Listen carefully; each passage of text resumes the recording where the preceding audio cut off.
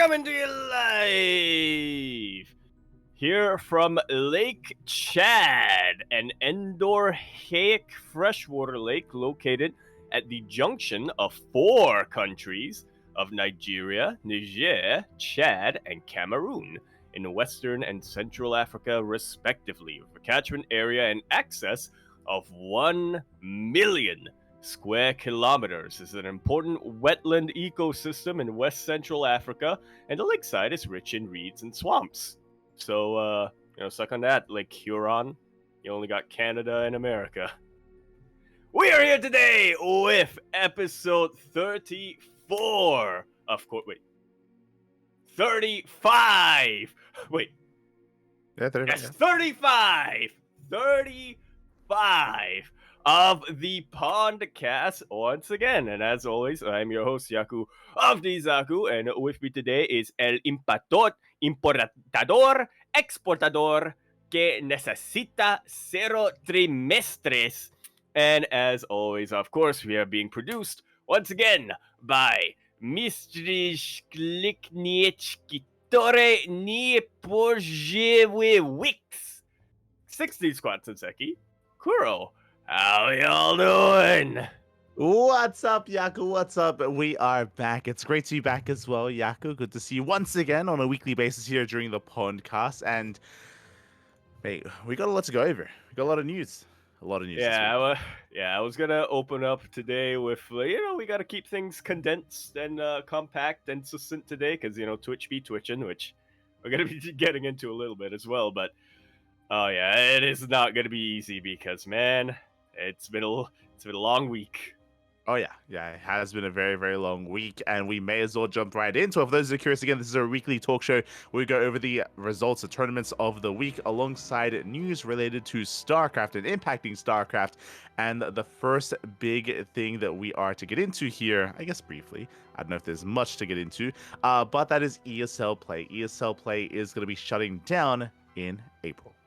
Yes, that is the website that ESL uses to host or to organize the online tournaments and the Open Cups and things like that. ESL itself is still fine.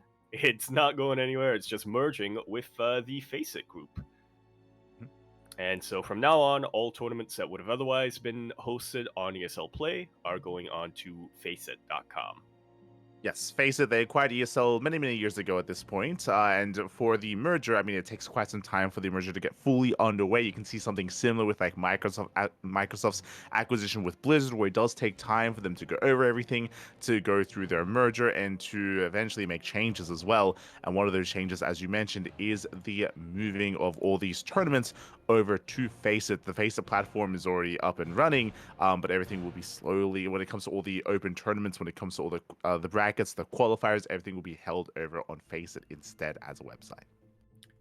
Indeed, and yeah, this is something that we kind of known was going to happen for quite a while. We kind of knew that this was part of the deal. They were pretty transparent about that, and yeah, for the most part, not a whole lot is going to change, except for the fact that, the domain where you sign up for tournaments is going to be a little bit different now. And I recognize that I'm a very simple person. I'm in favor of this because the Faceit looks more like challenge in my eyes. So I'm like, all right, good enough for me. Right, it's black and orange. Let's go. Yeah, it's one of those things where I guess we'll have to wait and see, as we ourselves as the StarCraft 2 audience or StarCraft 2 scene aren't familiar with how brackets would work on this site, how they are different, better, or worse. I guess we'll find out once events start taking place on them, any kind of critiques and the kind of feedback we have of the platform itself. Yeah, we should probably also mention that as of right now, there isn't any StarCraft 2 on the Faceit website. That's, again, because for the longest time, the only Open Cups that were happening were on ESL Play, and, Challenge was used more for third-party events, but we'll see if that changes. We'll see if they do add it in the near future. Oh yeah, I mean, once there are tournaments to run, then I'm sure it will be added. There are obviously people that were maybe concerned that this might be like a sign of maybe end of StarCraft or something, which sounds like a little bit, a little bit closed-minded, because this doesn't really have anything to do with StarCraft and more to do with ESL as a whole. It's not just like there were StarCraft tournaments on ESL Play, there were events from all esports Mhm. that ESL did cover. So again, this is affecting all of them, all heading over to Face It. Yeah, Rocket League, CS:GO. What's the other one that I'm thinking of? MTG, What? they would have Magic brackets. the Gathering, yeah. Yeah. Yeah. And so yeah, some of them have already moved, and that's mostly because the tournament organizers themselves were allowed to already move to Face It. But yeah, some of the things like Magic the Gathering, StarCraft, not there just yet. So yeah, we'll wait and we'll see. Oh yeah, exactly. And again, I'm sure ourselves as well as tournament organizers will be very curious to see how the bracket system works over on Face It. Hopefully, it is an improvement. There's definitely room for improvement for the ESL site. We can say that 100%. We'll see if things do change for the better So coming many to Face Brazilian flags It. on I, I, ESL I, play. True. Every time a Um, bracket breaks, just full on Brazil. or the forfeit system, for example. We'll go into it. You know what? It's past us at this point. We'll get into it once Face It does come online with some StarCraft events. Otherwise, that leads us into our next big bit of news, which you alluded to earlier, which impacts, I guess, all streamers out there, and not just StarCraft. But that is, of course, the change that is happening to the VOD system in Twitch. Indeed. So Twitch just rolled this out a couple hours ago, and by a couple hours ago, I do mean about 12 hours ago, or something like that. A little over 12 hours ago. They're going to be implementing a storage limit for highlights, uploads, and VODs. For highlights and uploads.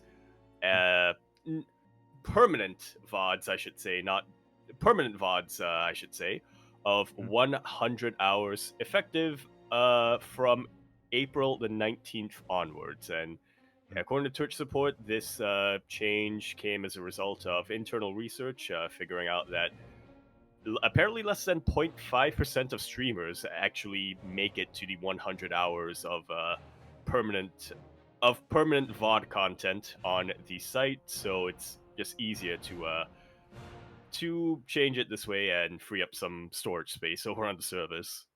Yeah, it's a really big and really sudden change.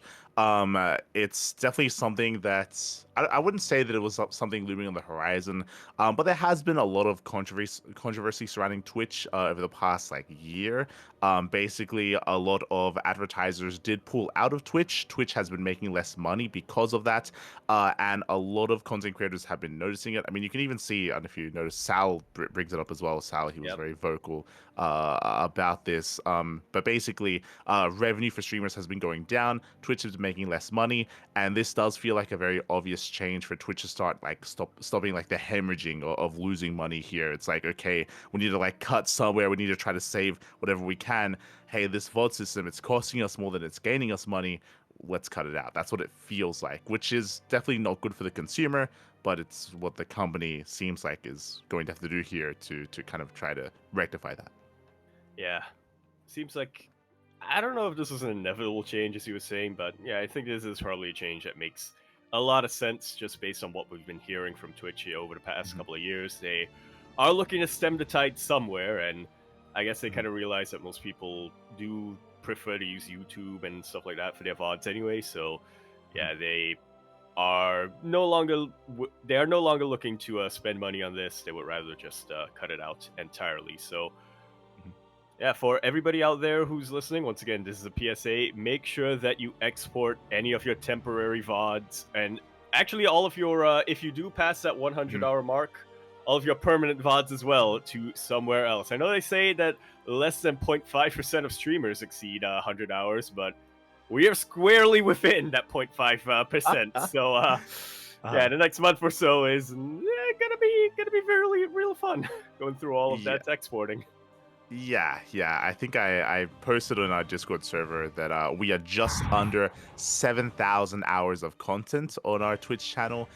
So we have to basically delete everything. Again, considering that we can only hold into 100 hours of that, so we have to pick and choose or just delete everything. Thankfully, most of it is already on YouTube, but not everything. There's like some clips here and there. There's some like under the pond like episodes. Like there is definitely some content that I isn't just on want to YouTube point right out now. we also have some Twitch exclusive content which we'll probably have to keep True. as highlights, Yeah. so that will take some of the space. Mhm. Yeah, so Yep.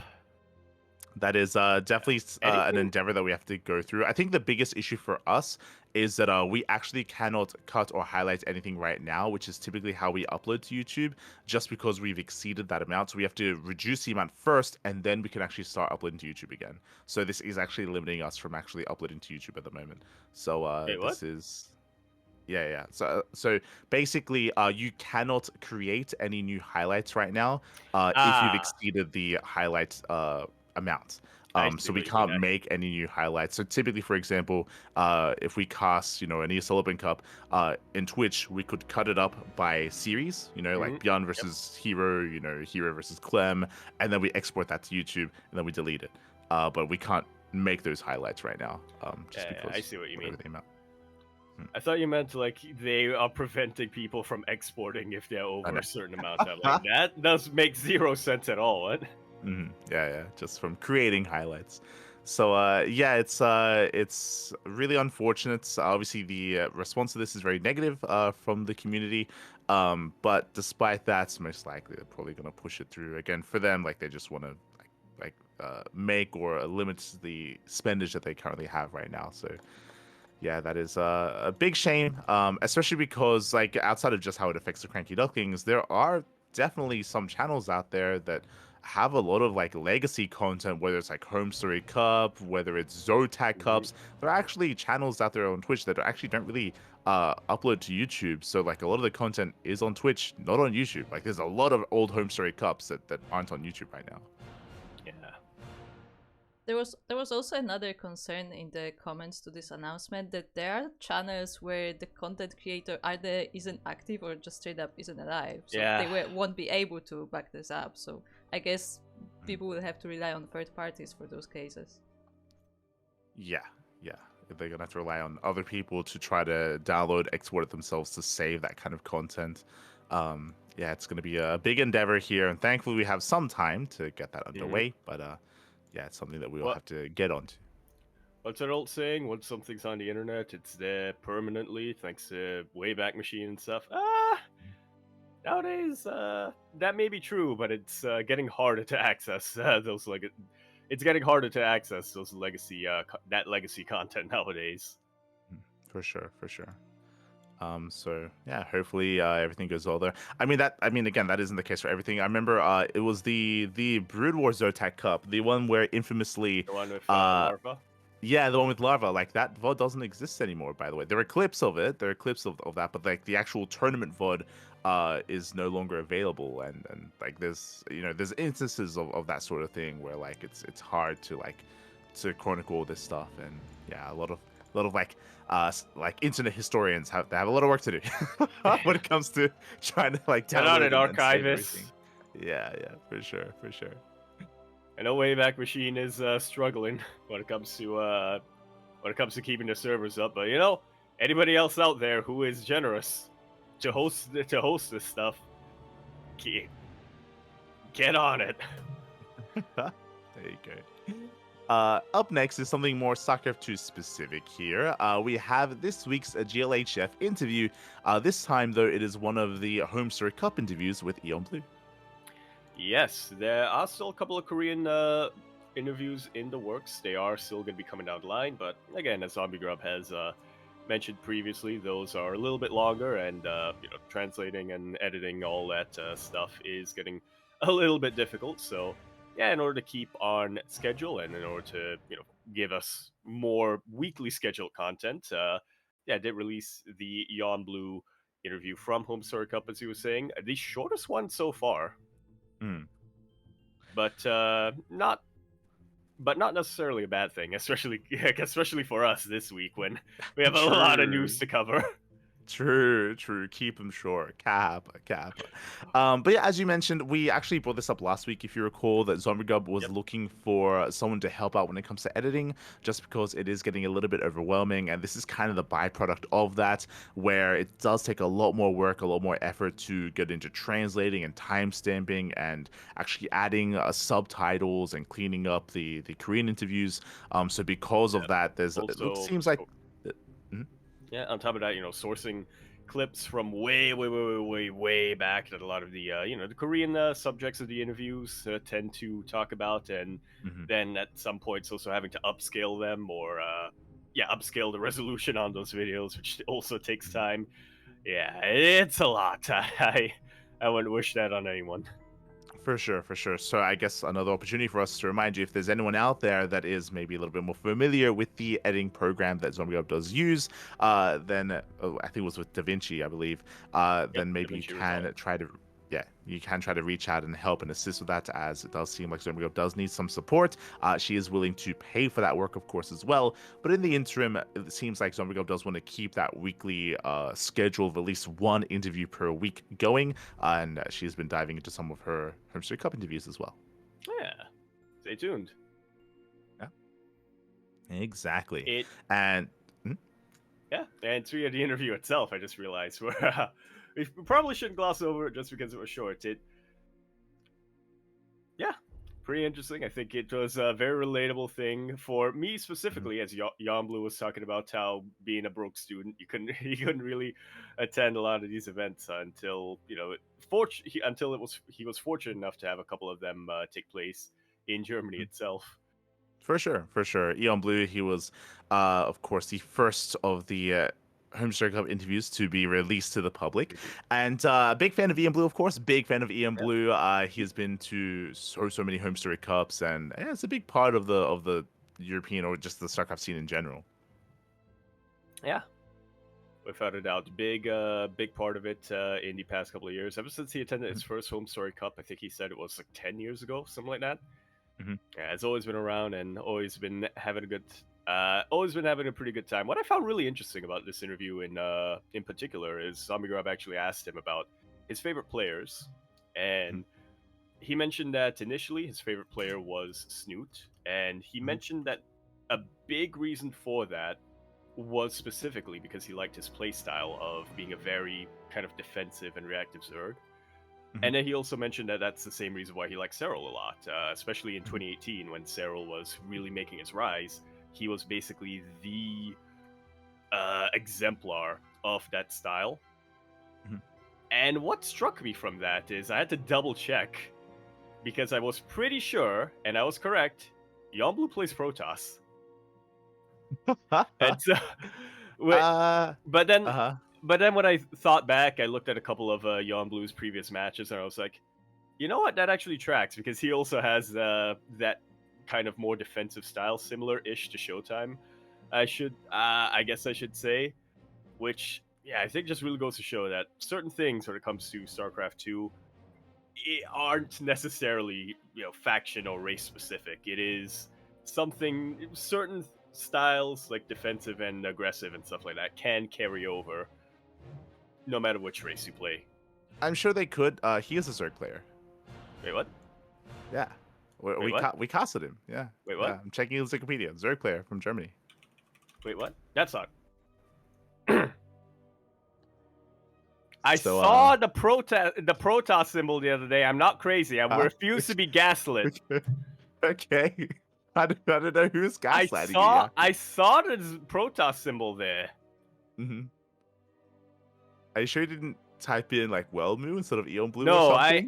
I typed in Eonblu. I saw Eonblu. It's same portrait. It was the Protoss symbol over there the other day. I should probably point out I got a collective like 10 hours of sleep last week. No, it's fine. It's fine. I mean, Eonblu, like, yeah, it's all good. It's all good.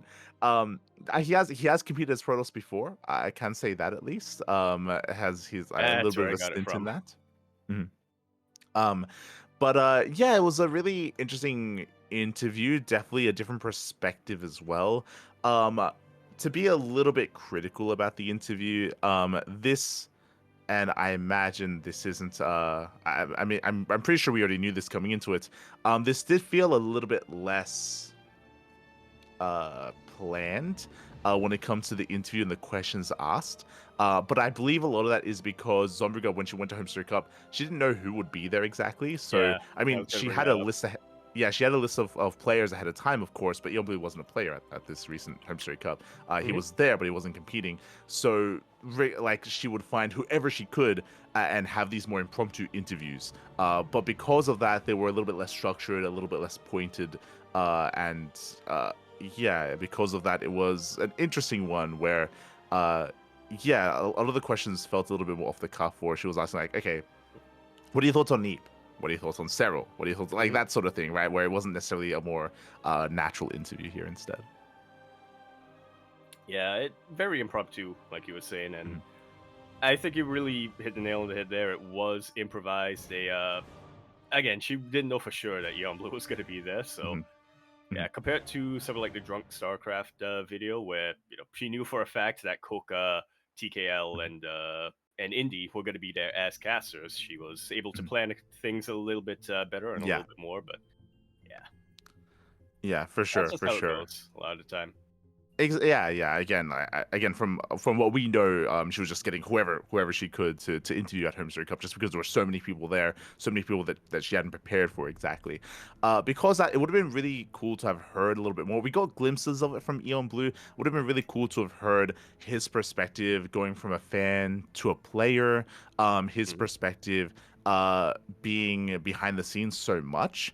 He talked about how like, oh, he would get VIP passes, or he became really good friends with Pig, and because that Pig would kind of get him in behind the scenes as well, and he'd have this kind of like different perspective on the players and on the pro scene. It would have been really cool to have delved a little bit further into that as well. And he spoke about it himself a little bit, but I think that would have been really interesting to have heard from that perspective. And also like you know, he mentioned how he like wanted to go pro a little bit, but didn't Mhm. fully commit. To have asked about that as well, right? Like what kind of motivated him to try to go pro? Like what stopped him? What did he learn from that experience? Like I definitely do feel like there could have been um more to learn about him.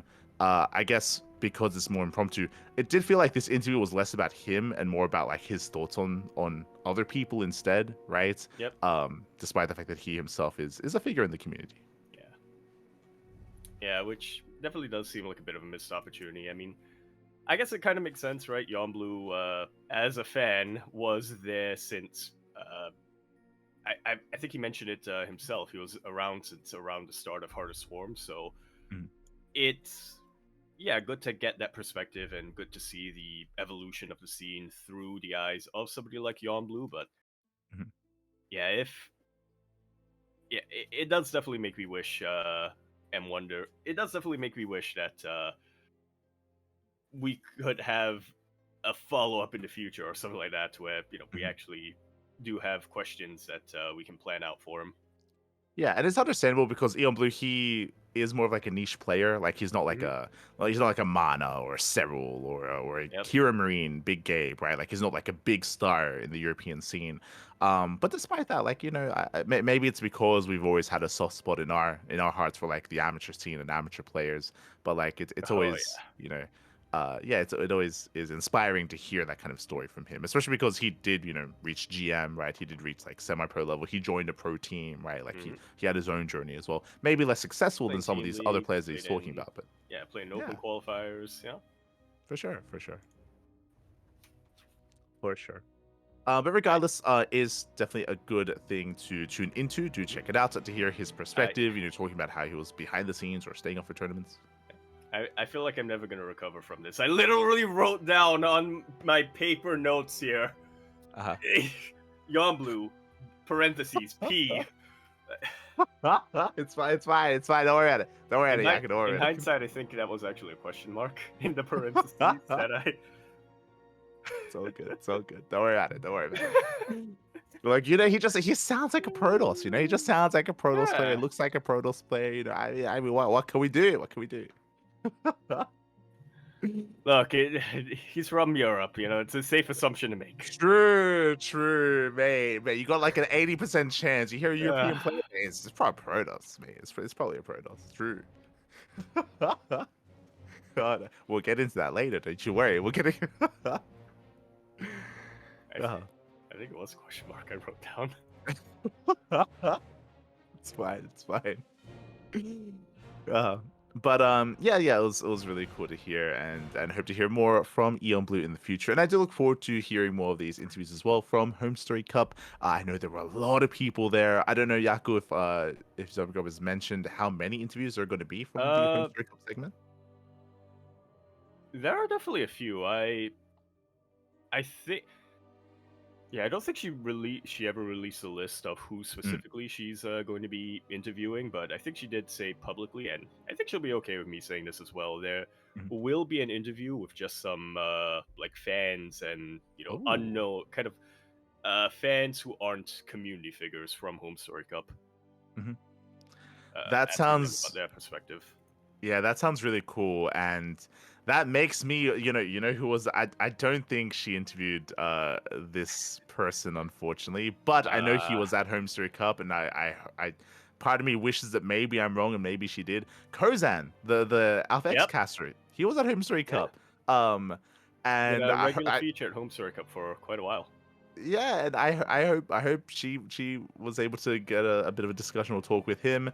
Holy Hit's another player, of course. I think Ian even mentioned Holy Hit in this interview, and hopefully Holy Hit was interviewed, and many others, of course, as well. So yeah, it sounds great to hear that, as you mentioned, that we're going to get the proper viewer perspective as well, especially from someone from Germany, someone at Home Story Cup. Yeah, I wish it took place a couple of years ago. Then it could have interviewed Phoenix. Then she could have interviewed Phoenix and Kerwin. True. Yeah, Phoenix, Kerwin. Yeah, not wrong. Thought you were gonna go Night End. Yo, Night End as well. I think what surprised me in this interview, he mentioned Eonblu mentioned that Zanster was there. Zanster was at the most recent Home Story Cup. We saw him on stream. The camera was featured. Yeah, the camera actually panned to him at one point on stream. Yeah. And we all pointed out, like, oh yeah, Zanster, finally, the ticket he bought 2 years ago is eligible. So I hope Zanster got interviewed, right? Like, that's a bit of a rare one that you don't really expect to see. So yeah, there's a lot of potential for content there, for sure. Yeah, I'm not sure what the eventual video is going to be, or if it's going to be individual stuff, but she has said that she went around interviewing fans at Home Story Cup, so yeah, we'll see. Yeah, for sure. So do check it out. Again, it's a bit of a shorter interview, as we did mention, but because that is more digestible as well, so do consider checking it out. That leads us into our next bit of news here from another community figure or even pro player in the European scene, from Lambo. Lambo, he recently released a video. This is actually very similar to a video that we actually did cover on the PondCast a couple of episodes ago from Big Gabe from Euromarine. Yeah. Yeah, the Germans. I feel like it's been a week of Germans voicing out and making videos here. Exactly.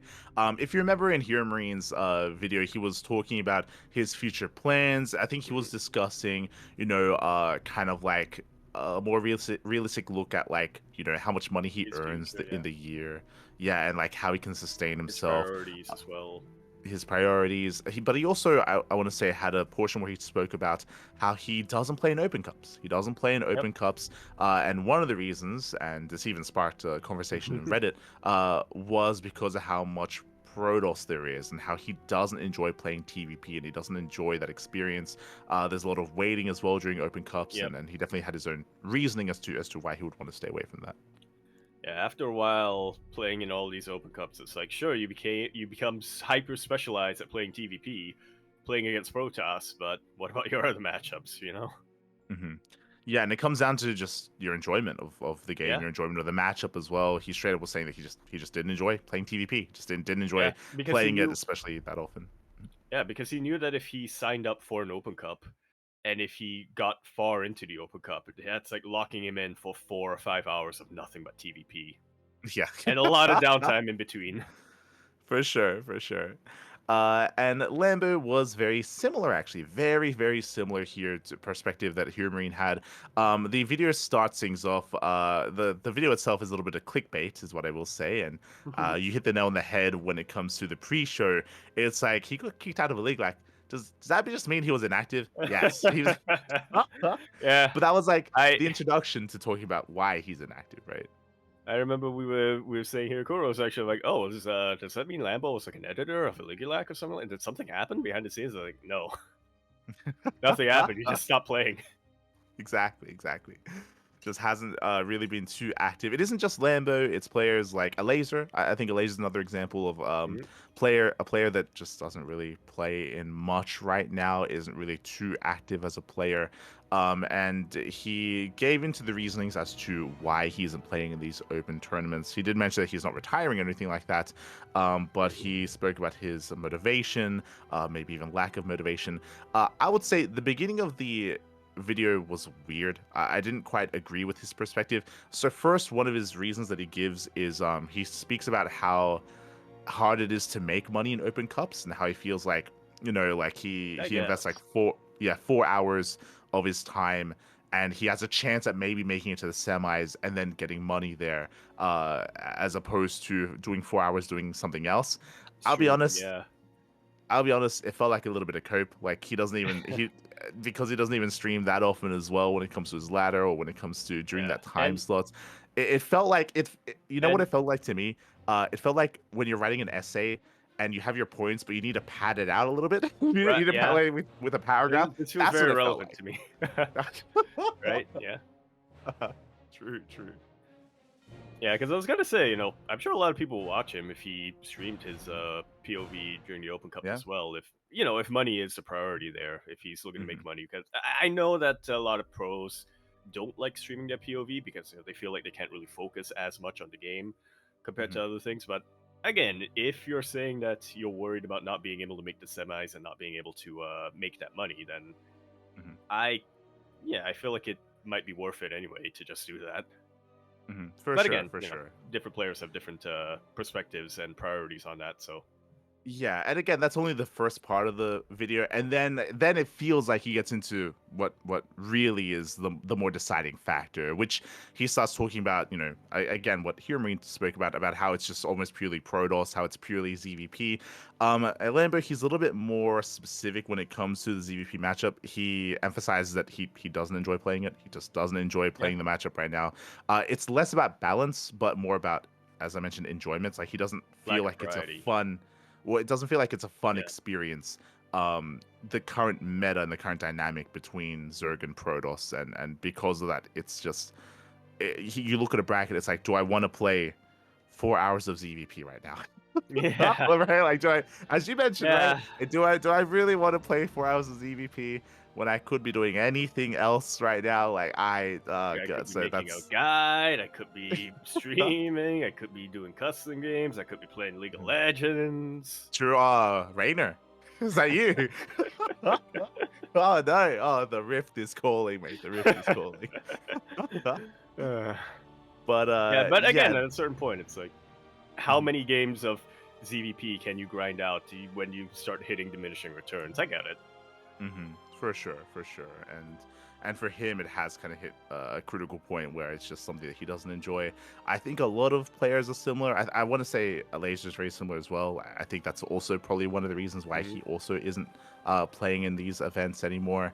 Um, and this does spark like a broader question. I mean, I say that we already kind of spoke about it a couple of times already over the past couple of episodes, but like it isn't helping that there are a few Zerg players right now and they're demotivated to play, which means there's even less, which means I mean we've seen like the race distributions right in these open cups and Yeah, how how dire it kind of is, especially when it comes to a viewer or like a caster. It's like, oh, okay, it's time to lock in for like a pure PvP cast. That's let's always getting sort of go. thing.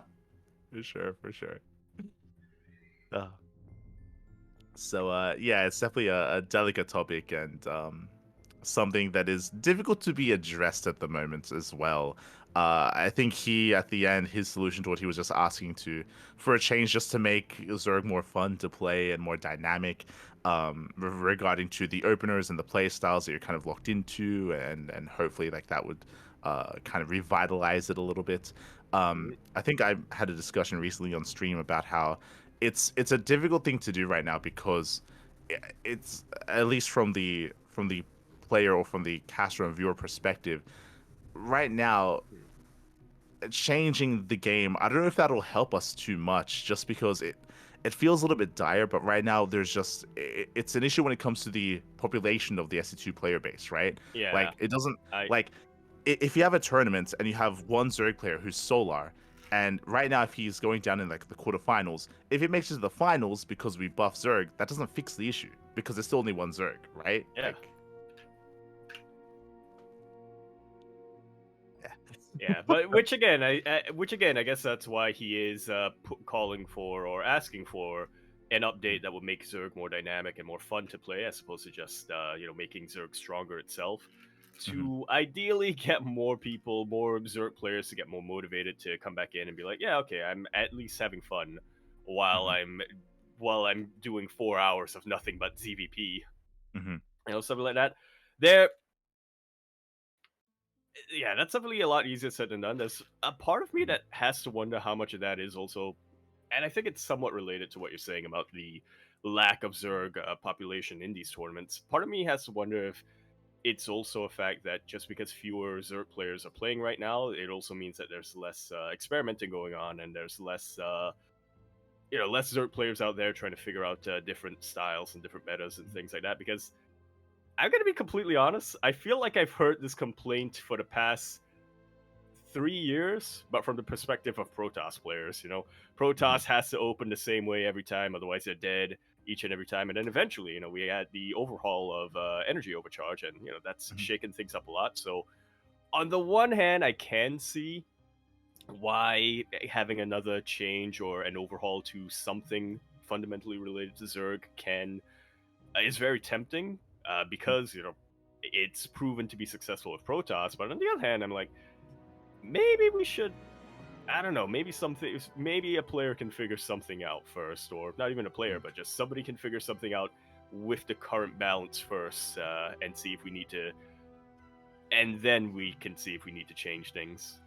Yeah, I think I would agree with that if this was like a recent trend. But I think we spoke about this last week uh where we brought up the fact that like the population of Protoss and the in a way almost overpopulation of Protoss has been around for a very long time, right? Like Yeah, it's like this has been the reality since at least 2020, 2019, maybe even longer than that. So like talking about how like, oh, like at protesters least were kind of talking about 2021. this. Yeah, exactly. But they were still active, they were still playing, they weren't Hmm. being deterred from competing, whereas it seems like that's the case here. And it isn't just for Zerg players, for Terran as well, right? Like we spoke, like it isn't just a Zerg issue, True, but there's Hero also, Marine, yeah. yeah, minimal Terran representation here in all these tournaments. It's affecting both races currently, True. which is definitely a difficult thing to approach, difficult thing to try to uh to try to remedy, if at all. So yeah, just hearing It, Lambert's perspective as to that. Mhm. yeah, yeah, I guess after hearing that, I am more in the camp of overhaul Zerg now. Overhaul Zerg, switch things up, but at the same time, it's just saying, oh, it's still affecting Terran players are still being demotivated because they don't really want to play 4 hours of TVP and stuff like that. I gotta say, that makes you realize Protoss players are built different. They can make whatever change. Like the Balance Council can overhaul anything about Protoss, and Protoss players, they're still gonna sign up for everything. I think the difference, yo, this okay.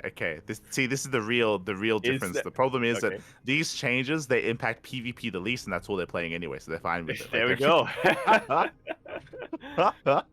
I hey, PvP hasn't changed that much over the past 5 years, so mate, I they're good with it. They're fine. They like it. That makes a lot of sense. I thought you were gonna say the problem here is the legacy of Zest. Protoss players looked at Zest and they were like, we can't let him down. He's playing in True. literally everything." No matter how inconvenient. Exactly. They took it to heart. They looked at Zest as the pariah. Hey, they gotta follow him. Yeah. They gotta follow him. True. Exactly. Uh, the last thing he spoke about was events that he does enjoy playing in that feels like a breath of fresh Yep. air. I think he was talking about like your thermals 2v2 tournaments, which we'll get into as well.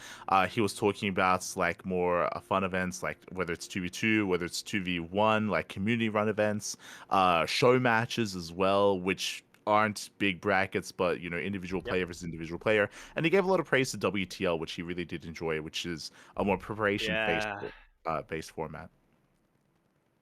Yeah, preparation-based format Sweet. that wasn't just limited to GSL. Speaking of, WTL. Yeah. Bring it back here. That's why you got it, mate. That's Yeah. why. So I got it. It was from 2 years. Yeah, 2 years ago at this point, summer. Mm-hmm. It's one on-site one. There you go. But yeah, preparation style that is rare outside of GSL, as you were mentioning, and also just the fact that having a team league itself is a huge motivator for players and for viewers. It's For sure.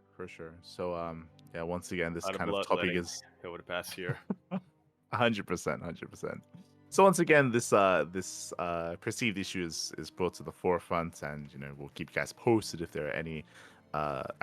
We just had a patch as a problem, so I don't see another balance patch happening in StarCraft 2 anytime soon. But regardless, we'll keep you guys posted nonetheless. That leads us into our next bit of news here from the side of Crank. A bit of quote-unquote news. Basically, Crank, he was speaking a little bit more freely on stream. This was only a couple of days ago. And he actually, the topic of EWC, the topic of ONSYDE was brought up, and he elaborated a little bit on the plans of his team and the plans of ONSYDE. Yeah, when it comes to EWC, he is very much in the same position as all of us, still unsure of what's going on, although he has mentioned that, there are internal talks going on. It's just nobody knows what's going on in those internal talks and what's going to come out of it. On the side of on-site gaming, though, and by extension Team Vitality, they're doing pretty okay, or rather, I should say the team owner and the team managers of Team OnSite and Vitality are committed to the StarCraft 2 roster for at least until the current year's end. And hopefully, at least until the current year's end, and at least for 6 months after we get an announcement. Like, if there's no announcement for EWC or anything like that, or if they announce that StarCraft 2 isn't going to be around, they are planning to still support the players for at least 6 months. Yeah, exactly. So we have confirmation at least of the supporting of Team Vitality or of OnSite Gaming at least for the near future. They're also still waiting for news, as you mentioned, but they also mentioned that they are going to be recruiting a new player. They, of course, did lose Solar at the end of last year, as Solar did join Team Falcons, but they are looking to pick up another player instead, which is definitely exciting news. Yeah. Solar began his villain arc. Yeah, it's true. Leaving Team Vitality. So, they are looking for another player, somebody to recruit. I don't know if... I don't think he mentioned if they are actively looking for suggestions, or if they are already in talks with someone, or if there's already candidates or already open free agents that they are negotiating with or anything like that. But the plan is to have a trio on OnSite Gaming. I know technically it's already a trio. It's Maru, Ryung, and Crank, but Crank doesn't really count. Hey, he played a couple of show matches at WTL, I'll have you know. He is the Chicken Lord, that is true. He is. Yeah. You can't say Maru's not the Chicken Lord. Take that, Maru. Oh, no. My question to you, Yaku, and it's a hard one to call. I don't know if you have any thoughts. I have my player pick. If you is your have player pick Impact? Oh, true. Oh, mate, he'd be a good addition to the team. If we looked at the current teamless players, I would count out them, maybe pulling a player from an existing team, but the current teamless players in Korea, who would you see joining Team Vitality / OnSite Gaming from the current teamless Koreans? Man, I have to... Do we have a list, a spreadsheet of teamless Korean players? That's I don't. I I think there's a teamless category on Team Liquid, but let's see. I don't think that's been updated. Wait, probably okay, not. Probably not. SC2 teamless players. Let's see. Oh, okay. If one of these players is inactive or is or did recently join a team, I'll get fact checked. So yeah, let's True. just look through this real quick. I would first off probably say Zaun is a pretty good Mhm. candidate in general. I don't know if they're looking for a Protoss player or if they want a Zerg player or if they want to commit to being nothing but Terran, True. which isn't out of the ordinary. You know, Kaizi Gaming Uh-huh. initially for the first for like its first year of its inception was Innovation, Bunny, and Oliveira. So Mhm. no team diversity there or True. no True. race distribution there. Yeah. Yeah. You're not wrong. You're not wrong. I would agree. I think Zan is the obvious one just because he's really hot right now, right? Like Zan, he just Ooh, came back from the yeah. military, and he has been looking really good and really strong. Has been getting some very nice results as of late. So I think Zan is the clear choice. There are other options, as you mentioned. If they want to go triple Terran, give me her. Give me a True, seamless. yeah. Gumiho is teamless. I'm Star Cup champion. Chat. Circuit champion, yeah. And that would be the three best TVT players in the world Yeah. on that one You- team. You're not wrong. Unfortunately, that's also like half the entire Terran population Uh-huh.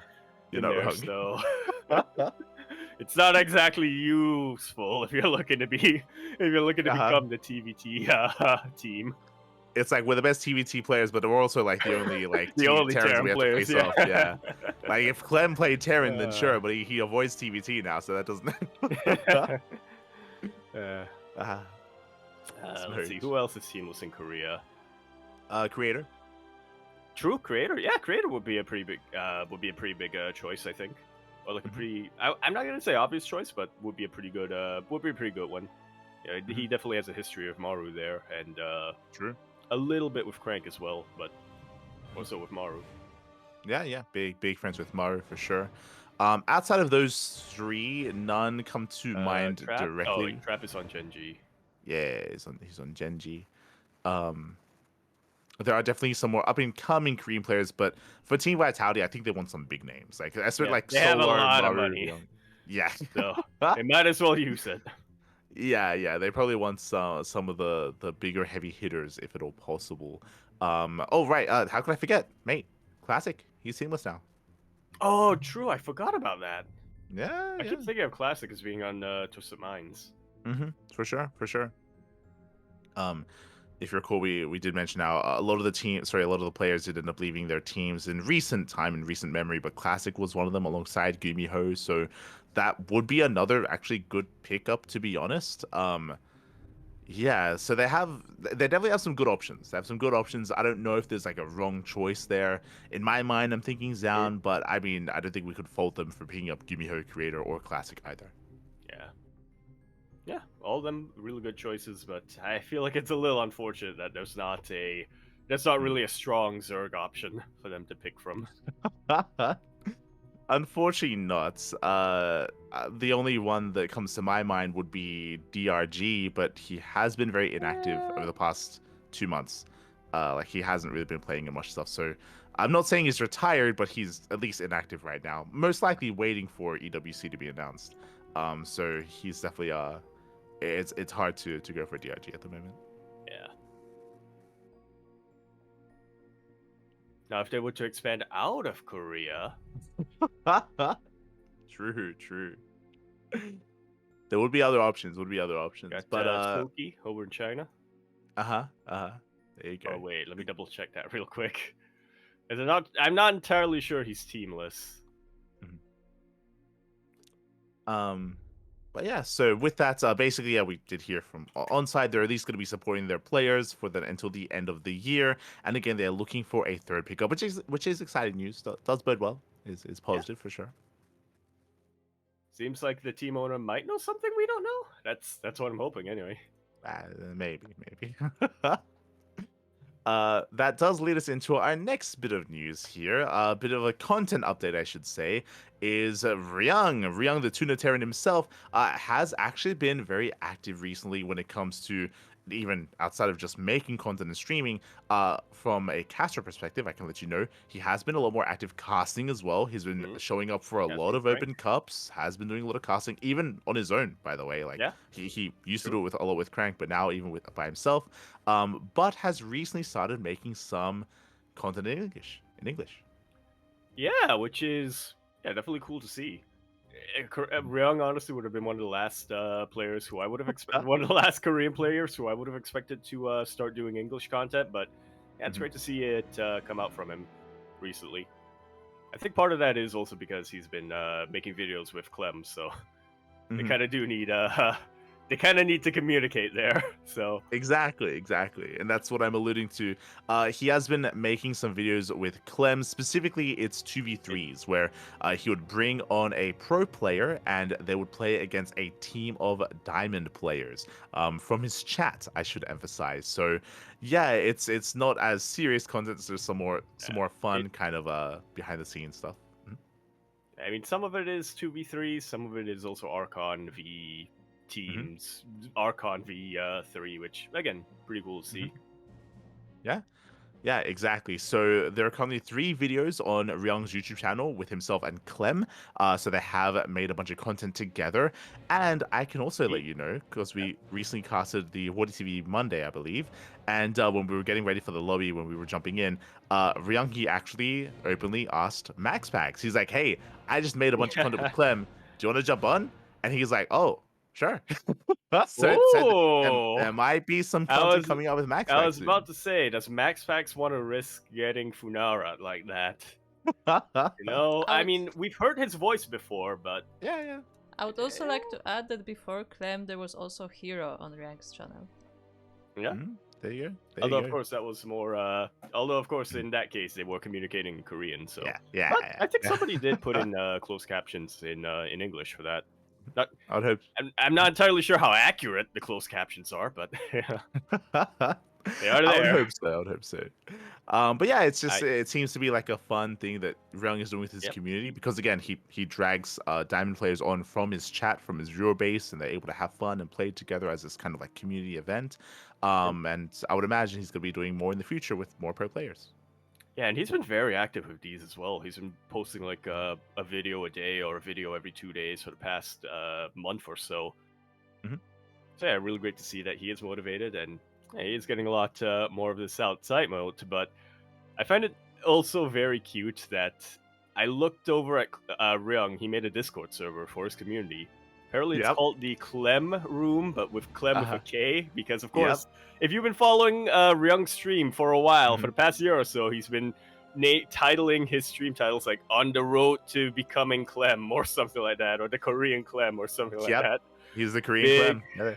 Yeah. yeah, definitely big Clem fan, and yeah, I can't really blame him. I think everybody, and especially all the Terran players out there, Mhm. I don't think anybody can really hate Clem. But I also find it very.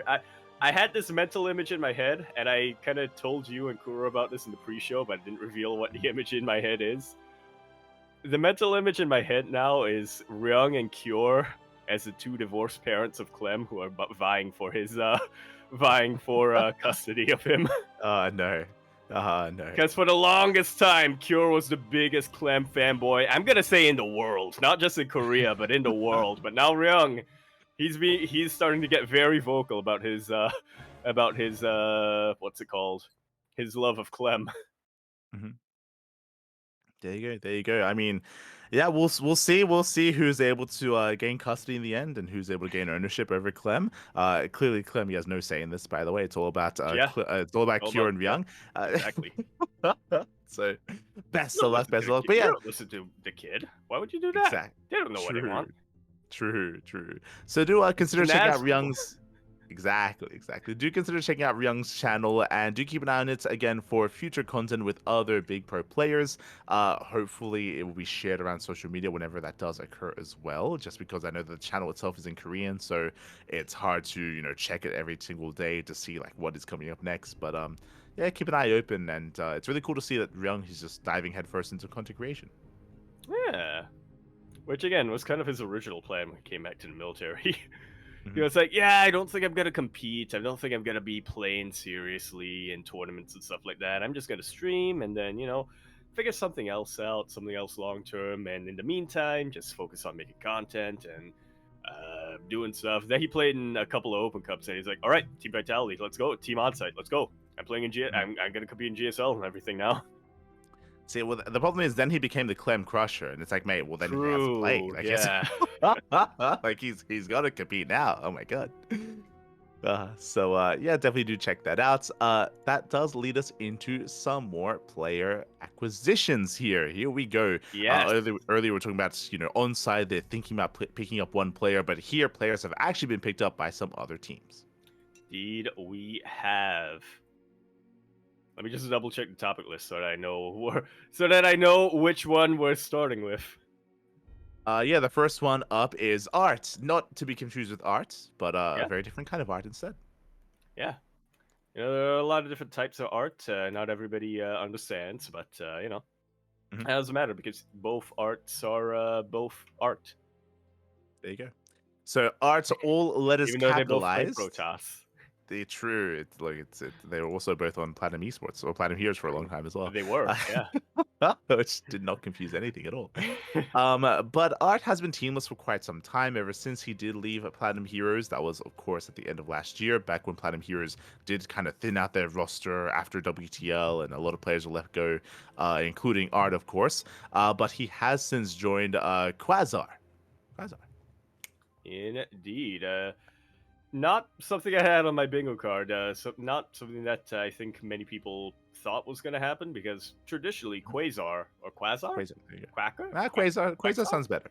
Quack? Quack? Quackar? Quasar sounds better. I'll go for that. Okay, Quasar. But then it's not the there's no Quack, so yeah. Quasar, traditionally, it's an organization that's been around for a while. I say a while, it's been about 5 years, which isn't quite as storied as some of these other esports teams, but hey, that's a longer lifespan than a lot of other esports teams that have come and gone in the past. So yeah, they've been around for a while, and traditionally they've been focused a lot more on Counter-Strike, CSGO, and CSGO 2, specifically on the semi-pro, when it comes to the semi-pro level of Counter-Strike. So it's interesting to see that now they are also, rather than focusing on getting more established or more professional players in CS, they are continuing to look at the semi-professional level, but in other esports. Yeah, exactly. So it's really cool to see them support some local talent in other esports like SC2. I believe Art is their first and only player currently in StarCraft 2. So we'll see if they do decide to spread out and acquire other players, or if it's just, a single player in Art. Yet to be confirmed. Regardless, it's great to hear that he is being supported. And I'll be honest, looking at Art's Wikipedia page, I don't know why, but in my mind, he was an older player. Like, for some reason in my mind, I constructed this image. It's because you were thinking of the other Art. No, in my mind, this Art was older than the other Arts. And you know what? I think it was. It was the capitalization. It's like, mate, the player with full capitals. True. He's got to be older than the one with some lowercase letters. MMA. Right? You look at MMA, DRG. These are all the older school players. MC. TY. Those are all the older school players. The new school players, they don't capitalize shit. They don't know what they want to capitalize. They don't even randomly capitalize anymore. Like, what is going on with this generation? SMH. So I know why, but in my mind, random amounts of O's and A's in your names. In my mind, he was the older one, but no, that is not the case. He's actually quite young. He's only 18 years old. I'm like, oh my god! Like my entire perspective on his has changed. Yeah. See, here's the thing. That was never an issue for me, because in my mind, whenever I look up a player for the first time on Wikipedia, I have a backlog, a space specifically carved out for people who are younger than me, so I can feel bad about still being in Diamond after all this time. Oh god, smirch. And actually, I want to see. This is crazy to me. I had no idea. He's younger than Shameless. Like in my mind, like Shameless, he's Sha- like one of the babies of like the European region, but no, he's younger than Shameless. Shameless did start or did break out a little bit later in Yeah. art, so He did. True.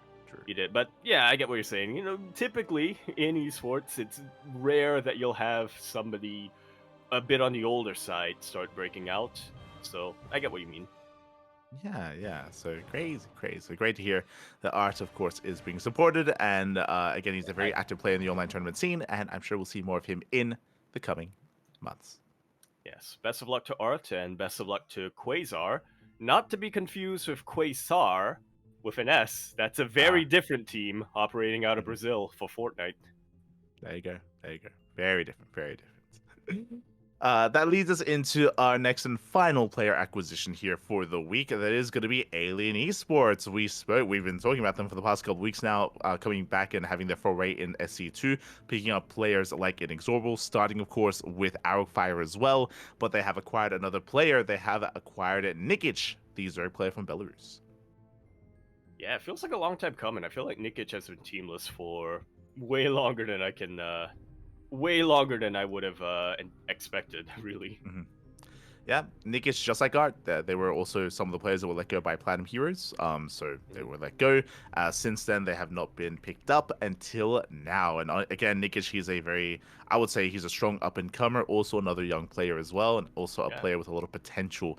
It does feel like Alien Esports are targeting a lot of these younger faces in the scene in the hopes that, they want to foster them, that they want to help them improve. Yeah, which, again, it's always a good thing, and we need as much of that as we can get here in StarCraft 2, especially now. Mm-hmm. Yeah, for sure. I definitely do appreciate kind of what Alien Esports are doing. I appreciate their initiative as well. Again, like all like younger up and comers here, they have a pretty hefty roster. This is also where we have to step in. I think we did the same thing with Streamer Zone, where we're like, okay, guys, calm down. We just temper yourselves. Don't burn out. Don't bright too shinily here, or to bright too brightly here, I should say. As now they have a team of 5. What you said initially made perfect sense to me. I was like, "What? No, that's correct. Don't bright too shyly." Yeah, I was like, and then you were like, "No, wait, I should correct myself." I was like, "Oh." You get what I was saying. Yeah, you don't want to. Yeah, you don't want to bright. You don't want to bright. You don't want to burn too brightly and too hotly and too quickly. You don't want to shine too brightly and burn out. There we go. There you go. Couldn't have said it better myself, mate. There you go. Beautiful. But yeah, that's going to be their 5th player here. Again, they have a pretty solid roster, and I look forward to them maybe competing in some of the smaller team leagues, like the Caprula Team League as well. Like, yeah, I look forward to seeing how they're able to perform and support their players, for sure. Yeah. Streamer Zone, Alien Esports, and what's the other one that we were talking a lot about? Picking up new players. Oh, not Plat. Team. Wait, it might have been Platinum Team. Those are the two that come to mind. I'll be honest. Those are the big ones. Whatever. So look forward to that. Meanwhile, we have one last piece of news here coming up for Star Zagora, if you will. I know we had a big discussion about what's it called? Bellum Zagora. Bellum Gens Elite Star Zagora, if you will. Qualifiers are now announced. We now have specified dates. We now have, I believe, specified listings as well for all the qualifiers for the big offline event. Indeed, we do 4th to 7th of June. It's going to be the main event. And in the meantime, the qualifiers will be taking place about a couple months beforehand. Not all at the same time, obviously, which just for logistical reasons. And I think they do want to cover qualifiers as well. So, yeah, 1 per week starting from March the 15th. That's going to be the Americas qualifier. Week after that, we're going to have the Asia qualifier on March 22nd, followed by the European qualifier on March the 29th. And then, of course, because Bellum Gens Elite... Wait. Yes, Bellum Gens Elite did come out with the... Yeah, that's the name of the organizers and not the event itself? Wait. Or... Yeah, Belem Okay, Lee. look, Yeah. the organizers over there, the Bulgarians, all right, they did come out and they did say that a big objective that they have with Uh-huh. this series and with this tournament series is to nurture local and regional esports talent. So Mhm. it makes a lot of sense. They are hosting a separate qualifier for Balkan players happening on April 5th. Exactly, exactly. That's also why they've been hosting this bi-weekly or regular Balkan event. Again, region look to their own player base as well. So it's been great to see them host that. Great to see that initiative. And this is the big offline event that is announced for the year. I say the big offline event. Basically, it's Star Zagora, or it's Yeah. BGE Star Zagora, and Home Story Cup. Both of these are the Yep. two events that Those are so the far ones are confirmed for the year. Yes. Exactly, exactly. So that is what players are working towards. Here on the CranKy Ducklings, of course, as always, we'll most likely be covering the qualifiers. I say most likely, we do have to get in contact and get permission, of course. We'll be all over that, don't you worry. And if we do get permission, the qualifiers will be held here on the CranKy Ducklings. I'm sure on many other streams and channels as well. Yeah, stay tuned for that. I've been really impressed with Belém Segura so far when it comes to their how they're administrating and their whole operation on things like that. They production value on the English stream is actually really good. Oh yeah, yeah, they're definitely putting in a lot And they of have a work, a lot of effort into it. and they have like a rotating cast of casters coming in. A couple of them who I do recognize. A couple of them who, if you've been watching a lot of weekly tournaments and a lot of online cups, you may or may not be familiar with. For sure, for sure. So definitely a big event to look forward to. Everyone mark your calendars for the next major event and for the qualifiers as well. We'll be trying our best to cover every single one, including the European qualifier and maybe even the Balkan qualifier as well. We'll do our best to cover everything as we always do here on the CranKy Ducklings. Again, there's a reason why we have 7,000 hours of content on Twitch. And that's Remember when you said? Remember when you said March would be a little bit lighter when it comes to True, schedule? true. Yeah, and then bam, stars Agora. We'll do our best. We'll do our best. I'm sure Kura is very happy with that.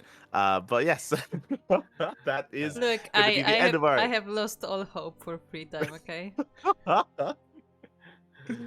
Look. You did the It's fine. Valentine's Day event in Final Fantasy, and that's all you're gonna do this year. True. I will figure out our schedule. We'll figure it out. But that does wrap up our news for the week, and now we can jump into tournament results. Indeed, we can. And the first one that we're going to be getting into here, a little bit of a miscellaneous event, but one that we alluded to a little bit earlier in the Lambo video. Euthermal's 2v2 circuit continues. Yes, exactly. We had the first edition last month in January, and the circuit does continue here into February as well. Now, this is bearing in mind that throughout the course of the past couple months, changes have been made, and based on feedback off of the January edition, there was a mod that was implemented here in the February edition. Specifically, as you can see here on top of the Wikipedia page, a mod that does disable resource trading for the first 7 minutes of the game. Yes, that's to disincentivize a lot of rush strategies and to make sure that you don't just have scenarios where you have one player expanding and just macroing and another player doing everything else. All of the everything else when it comes to attacking and harassing and stuff like that. No. They do want to make sure that both players on the team are fully focused and committed in at least for the first 7 minutes. Yeah, like it's definitely a fun strategy to see, feeding as a play style in 2v2. If you remember, like that's what Spirit and Raynor did in the WTL 2v2 event, where Spirit was just a bank basically. He didn't make a single unit and he just fed everything to Raynor, and Raynor was just scoring mass muta. So it's fun to see every now and then, but at the same time, it takes away from the spirit of the idea of 2v2, which is two players playing against each other, not just one versus two. Yeah. So that's kind of like the reasoning why they did decide to implement this. Yeah, if you want a 1v2, just play Archon. Just watch Reng's video. Yeah. Kind of. YouTube.com / Exactly. That's in Hangul. Like I don't know what that is. But yeah, so there has been that change implemented, and I'm sure based on feedback, we might see even future changes, maybe even extending the time period or reducing the time period or some other changes to SE2 2v2. Yeah. A mod that limits the amount of carriers you can have. Oh no. maybe for just a because of 4v4 cup. frames. Yeah. Yeah, Maybe for a just to 4v4 cup, you know. just to save PCs out there from players. True, true. There you go. But we did Yeah, have our 2v2 event, of course, and the most fun thing about this event, as always, is seeing the pairings of players and seeing who stuck with each other and who changed partners as well. Yeah, Trigger and Clem, they're still at it. They're still Yeah. committed, you know. Yeah, the mother-son duo. Yeah. So you go to that. Okay. I mean, it's true. Trigger does nag him a lot. Does nag Clem. Well, a I lot mean, to wake Trigger's up, always so. reprimanding him, making sure that he goes to bed on time, making sure he wakes up on time as well. Like Trigger, he's there to make sure that that Clem is living his best life. See, I was gonna go with with Clem's Terran dads going through that divorce. Trigger's like the neighbor or something. Who Well, I think Clem just goes over to his house to be like, yeah, well I don't want to deal with them. the last time we went over the 2v2 event, I think even before that, you painted it as Trigger's like the Tiger Mom. He's like the Tiger Mom of True, Clem. yeah. Just making sure that he Well, not could just do Clem, everything as needed. not just Clem, but also True. Goblin, also Rainer, everyone. In Trigger's that, got a lot of kids. Well, yeah, true. Yeah, it's got a lot of kids. It's why he's still in Korea now, when everybody Uh-huh. else went home. Exactly. They had enough. Oh no. He needs to hide away. So yeah, Trigger and Clem, they of course did stick together. We had Harsem and Lambo as a Shopify duo. Do love to see it. We had Cyril playing for the first time. Cyril did say that he was going to compete this week, and he actually joined forces not with another Basilisk member, but with his fellow countryman, Zugilan. I mean, Trigger's already spoken for, and True. Rainer's busy in the Rift, so He is. who else He could it is. be? Yeah. Let's see a little bit of a Finnish duo coming in here, Cyril and Zhuge Liang. They do go back years and years and years just listening to interviews and stuff. Played a lot of Nation Wars together, and apparently also Zhuge Liang like drove Cyril to the first Asus ROG or something like that. I don't really know what went on there. Yeah, They go back years. Exactly. It's always really fun to see these friendships and relationships outside of or in the game in a way, right? It's like I remember adminning, because we were adminning the events. There were a lot of people, because they got casted by Uthermal. There were a lot of people in the chat that were like, who's Zugilang? Is he like a Chinese player? Like, who is this? Like, there's a lot of maybe newer people or people that aren't as ingrained into the scene that don't know Zugilang, because he's not an active player right now, right? Like, he's not an active competitor. He plays in like local events, but outside of that, doesn't really play much else. So if you're a little bit newer to the scene, you wouldn't really be familiar with him, which is why it's cool to see that Cyril and Zugilang, they still have that relationship that's still going strong. Yeah, Zhuge Liang, rather infamously in the last, well, not the last Nation Wars, but the last pre-COVID Nation Wars, beat Su in a best of one, which pretty much ensured that Team Finland ended up winning those finals. Yeah, man, he carried Finland, okay? Oh, yeah. I would say W0 carried Finland off the back of his cannons, but Fair I enough. can see the argument for Zhuge Liang. He was the heart and soul of the team, Pappy. The heart and soul of the team. Yeah, it's really cool to see them working together. What's also fascinating is that Zergs are usually considered to be very weak in 2v2, just because of the way that their race works, just because they're a race that is meant to be, replenished and replaced, which can be a little bit more difficult to do in a 2v2 or in a team game setting. But they actually made the duo Zerg team work, at least until the semifinals. But that was really fun to see, just because it's a very unorthodox pairing that is the only one in the bracket. Like, it's not really something you see too often. Yeah, Terran and Zerg is very strong. Protoss and Zerg is very strong. But Zerg and Zerg, you're better off just having one Zerg. Yeah, there's a lot of overlap with how like some of their army compositions did kind of work together, and in the end they were overwhelmed, but it was really cool to see them competing nonetheless, and I'm sure we're going to be seeing more of them in the future. Likewise, we did have Iba and Boanan make their return as a duo as well. Alas, still not going back to Jumi instead spending the night with young Yakov, by the way, just as a heads up. Both teams getting knocked out in the same round. Yeah. It's poetic, I think. Just saying, what could they accomplish together? Just saying. But remember there was the good times. Exactly. God damn, shaking my head. And I cut There some was a white. Just like insert footage of good times. yes, Footage not insert flat. found. Yes, the flashback of them having good times together. Exactly.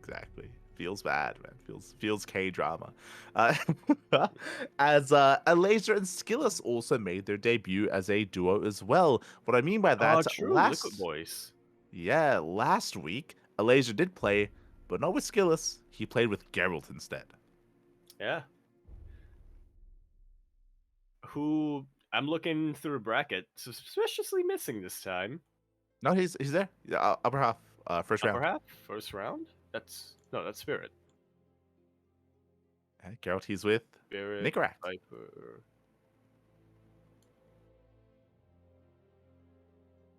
The third match in the round 16. Third. Against Oh, Gate. there he is. Yeah, there we go. Yeah. There we go. All right, Nixon Nicorrect. Okay, so this, this is even spicier. Then it's not. I was gonna say, a laser after the disappointment of last month hired someone to take care of Geralt, but instead this time they just parted ways. Yeah. A little bit of drama between the two players did part ways. They found their own new pairings, and Laser and Skillus, they did quite well for themselves. They were able to make it to the semifinals as well. And we had a repeat in the finals. Spirit and Max, they were last month's champions. Trigger and Clem were last month's runner-up, and history repeats itself once again. Yeah. Well, kind of, as this time it was the combination of Spirit and Max taking that series 3-2, which is the same result as the previous week. Spirit and Max taking that result 3-2, but look at their positions on the bracket. That's Great. a major difference. Which, yeah, Spirit, Max, Trigger, Clem, definitely quite used to these team game formats. From the looks of things, I just like that even in team games, it's been prophesized we still must have Clem versus Max in the finals. Exactly. You cannot escape it, not even in 2v2s. And yeah, honestly, just really close series, really clutch games. Currently, we have a bit of a trend here with Trigger and Clem being the Kongs of 2v2. We'll see if that trend continues, right? Like, it's only happened twice so far, so it's kind of early to call. But if it happens 3 times, then mate, we gotta talk about this. So, hey, we gotta talk about Trigger's discipline style. The Tiger thing maybe not working out too great. Or not strict enough. True. It's possible. It's time to whip Clem a little bit more. We'll see. As for now, congratulations to Spirit and Max. Again, this was covered over by Thermal over on his own channel, and Steadfast as well. They both did cover it in English. Likewise, we did have a replay cast on our channel as well, going over these matches, going over the series. When it comes to the styles that were brought to the table, as you can imagine, Mech and Skytoss is the go-to for Terran and Protoss. But we had some unique strategies with some games, Max going Mass Phoenix, with other games going into like Blink Stalker as a transition and trying to catch other players off guard. There was some diversity in the finals for sure. Some diversity. Yeah. Always neat to see. I feel like 2v2 has been left alone for so long that it's a concern is the meta getting kind of stale and things like that. But yeah, it's great to see that players are still experimenting and are still finding out different strategies that are still effective.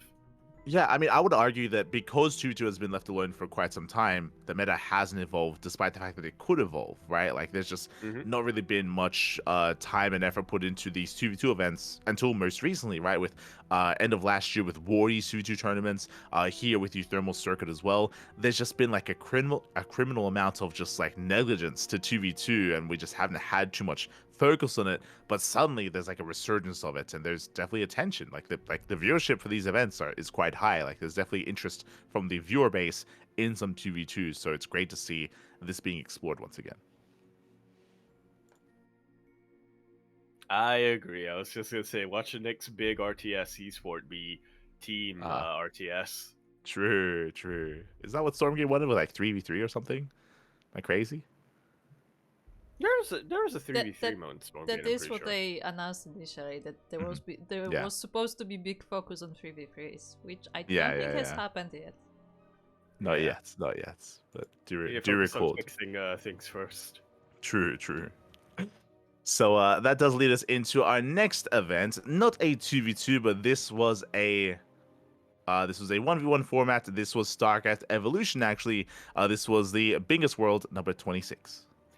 Indeed, a kind of a shorter show match bracket that we have here specifically to test out the changes that are on the StarCraft Evolution PTR. Yeah, I don't think they did a very good job at just Oof, showcasing well. the chain, I'll be honest. I mean, as Were you can no imagine with tanks whole mono, made, you know? as you can imagine with whole mono, a lot of cheese, a lot of aggression, a lot of all-ins against 3 Point and against home and against Rebellion as well. Like even though his series against Rebellion went to the ace match, even though 3 Point and whole mono went to game 4, really short matches, really fast series, just a lot of cheese, a lot of aggression. I remember there was even one game where they got into, I think it was Wisps of Gold. No, even before that, home mono, he was like, "Hey, I'm gonna proxy you." Like he told Yeah. Rebellion in the chat, and he did it. Like he went for it, and he won. Yeah, man of his word, you know. But then the next game, he's like, "I'm gonna proxy you in your main," and he didn't. And then Rebellion was like, "Why aren't you here? Why did you lie to me?" He's like, "Oh, next game." And then the They're next having game, fun. he did. Yeah, he did. So there's a lot of banter between the players. I would say these are some of the top players in StarCraft Evolution. But I would also say that the finals is what really did deliver. Like a lot of the lead up to it, there was a lot of cheese, a lot of aggression. But Quanta versus Whoa. Rebellion Yep. and Quanta versus 3 Point did deliver. You're telling me that a TVZ without Honmono and a TVP without Luna C delivered? That's crazy. I know, it's crazy. Oh my god. It's wild. But always a lot of fun covering these StarCraft Evolution events, and yeah, it was great to see Quanta, of course, coming out on top. Was not an easy one though. We had a lot of ace matches, a lot of game fives here in a lot of these series, so it was very close, very back and Sweet, forth. damn. Yeah, yo, I thought it was gonna be 3-0. I'll be honest. I'm like, mate, after the with first 3 two points, games, you would expect so. yeah, One of the yeah, well, strongest SC Evil players out there. for sure. Like after the first two games, it was like, oh, like are we gonna call it early? Like, are we just gonna wrap it up? But no, Quanta, Am I he gonna was go able to to bring bed it back. before midnight? Like, It was crazy. But congratulations to Quanta for, of course, becoming the champion of this Invitational. Just once again, when it comes to the changes to the mod, there was one game. There was one game in home mode versus 3 Point where he did try to 3-racks.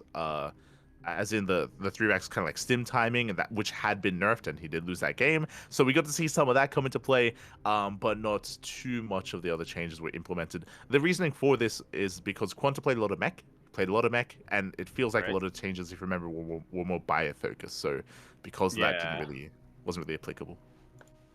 A couple of changes, like the Goliath and the tank, for instance, but yeah, for the most part, it was things like build times of barracks, how eBay. quickly medics get out, how quickly Marines get out, and things like that. Medic HP, eBay construction, there's a lot of that for sure. Yeah. So yeah, shout out to Hyper One, who actually provided us with a little bit of extra context after we went over the changes last week. Yeah, for sure. So thank you so much to Hyper One for elaborating. I think one of the big things that he did mention was that to bearing in mind that the tank change was specifically the unsieged tank, not the siege tank. Yep. And that was what the change was referencing. So important that we were able to distinguish that as well. So big shout out to Hyper One. Yeah.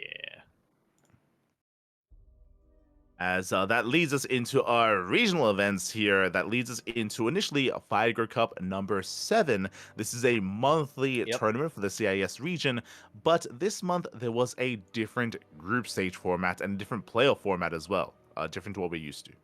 Yeah, massive change. Yeah. If you'll recall from the past couple of Firegrow Cups, we've had 2 groups round robin in the group stage. And then after that, we would have a single elimination bracket with, the top seeds being seeded a little bit further. And the latter part of what I just said is still true.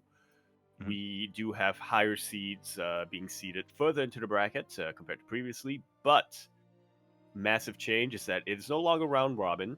It is a single group Swiss style format. So for those of you who recall from ESL Masters, the ESL Masters regional, that means that the player, if you win 3 games, or once you win 3 games, you are confirmed moving to the next group. Once you lose 3 games, you are confirmed, or 3 matches, I should say, you are confirmed not going to be progressing. Yeah, and it's such a different format here, and it has its pros, it has its cons as well. Um, it does lead to some interesting scenarios where certain players never play against each other, right? And you could argue like, oh, like if this player played against this player, then they would win and they'd be favored. Because of that, I would say like upsets did occur, and yeah, we had a crazy kind of player base that made it through and that didn't. Specifically, Nikic did not make it through. Shameless didn't make it through. Replicant didn't make it through. There were some big names here that did fail to make it through the group stage. Yeah, which in normal circumstances, if you had 2 different groups, you would, again, expect them to make it through. So, I don't know, maybe that's something that they might consider for the next one. I'm not sure if there's really a need for that right now, but it's something that they could definitely consider. But more to your point, yeah, this is a change that I feel like I support. I mean, like you said, it might not be as accurate compared to having a round robin stage, but on the other hand, logistically, this is just so much easier. If you're Yeah, going to well, be having this tournament regularly every month, this is, well, this is just yeah, the group stage, it means less matches, right? Less matches are being played, and it does slim things up a little bit more, which is a good thing because if you recall, in the previous format, the playoffs would be a 3-day event. It'd be day yep. 1, Group A, day 2, Group B, and then day 3, the playoffs. Here, cut down to 2 days, and the group stage is less matches played out, so it's been slimmed down. Before, because of the round robin format, I think they'd play like 6 matches in total. Here, there are only Yep. 5 rounds, and even then, They like players get knocked out earlier. It was like they would play half the matches from Group A and half the matches from Group B in day 1, and then day 2 they would do the other 2 halves, and then day 3 just the playoffs in one single stroke. And this time, I mean, I guess it's still group stage into playoffs, and the playoffs taking place in one single broadcast. But yeah, it definitely feels a bit more manageable, and definitely feels like you don't have to. It feels like less of a marathon, shall we put it Yeah, that way? for sure, for sure. Yeah, there's a little bit less commitment that you have to go into here. Yeah. And of course, to compensate for the fact that, we might not have as accurate of a group stage, the other change implemented, double elimination in the playoffs. Double elimination with best of 3 lower brackets. So, yeah, it's not... we still have content to spread around here. Oh, yeah, exactly. So we're still giving players second chances. Exactly. I do think that's a positive change here to have, like, the single elimination format was just so brutal, and we would have seen the repeats. I mean, looking at the playoff bracket, initially, sorry, something that I did want to bring up is, Shameless came so close in the group stage. If you look, he lost to Wayne, Milky Cow, and GG Machine, but he went to the ace match every single time. Like, he put in the work. He put in the work, barely didn't cut it there. Likewise, we have Death Mars making it to the playoffs for the first time, so big result there for Death Mars. Power making his return, and of course many of the other more well-known players. Yeah, I was gonna say Power not only making his return to the playoffs, but also beating Young Yakov in the first round. That's impressive. Again. Yeah, like true. It was either last month or the month before where Power did also defeat Young Yakov.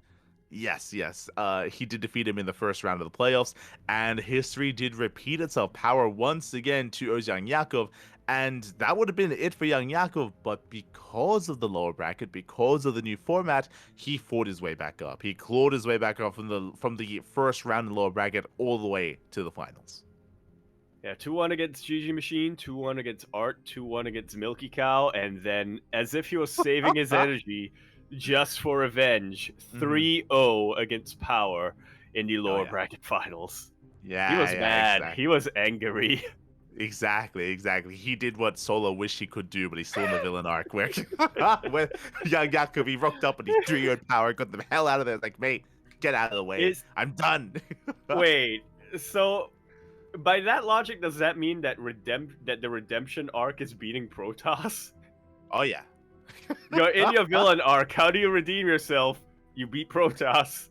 Exactly. That's how you get redeemed, become the hero again. Exactly. So yeah, Yakov, he was able to redeem himself. I agree with that. in the end, had his rematch against Wayne in the finals, but it did go heavily in Wayne's favor here. I'll be honest, I was a little bit surprised by the map choices. I don't know what the vetoes were, but the maps chosen were Oh all yeah. large maps. King's Cove, Abyssal, and Frostline, all very large maps. Because of that, young Yakov, he wasn't able to be as aggressive as we saw him previously. So we had a very different kind of ZVZ, and Wayne, he was looking a lot more comfortable on these larger maps as well. I imagine, especially King's Cove and Abyssal Reef, I have to imagine so, because Wayne, he actually played when those were in season, so True. There you, there you that go. had to be another advantage. 100%, 100%. So, Wayne, he is going to be our champion, not dropping a single map in the playoffs outside of the first round. And, mate, I'll be honest, winding it back here, because I just sparked my own memory. In the first round of the playoffs, we had Wayne versus Nicaract. It went all the way to the ace match, but I'll be honest, Nicaract, he almost won that series. That was a very, very close series. I remember basically Nicaract, he had crippled Wayne, I he had dealt remember so much watching damage. that.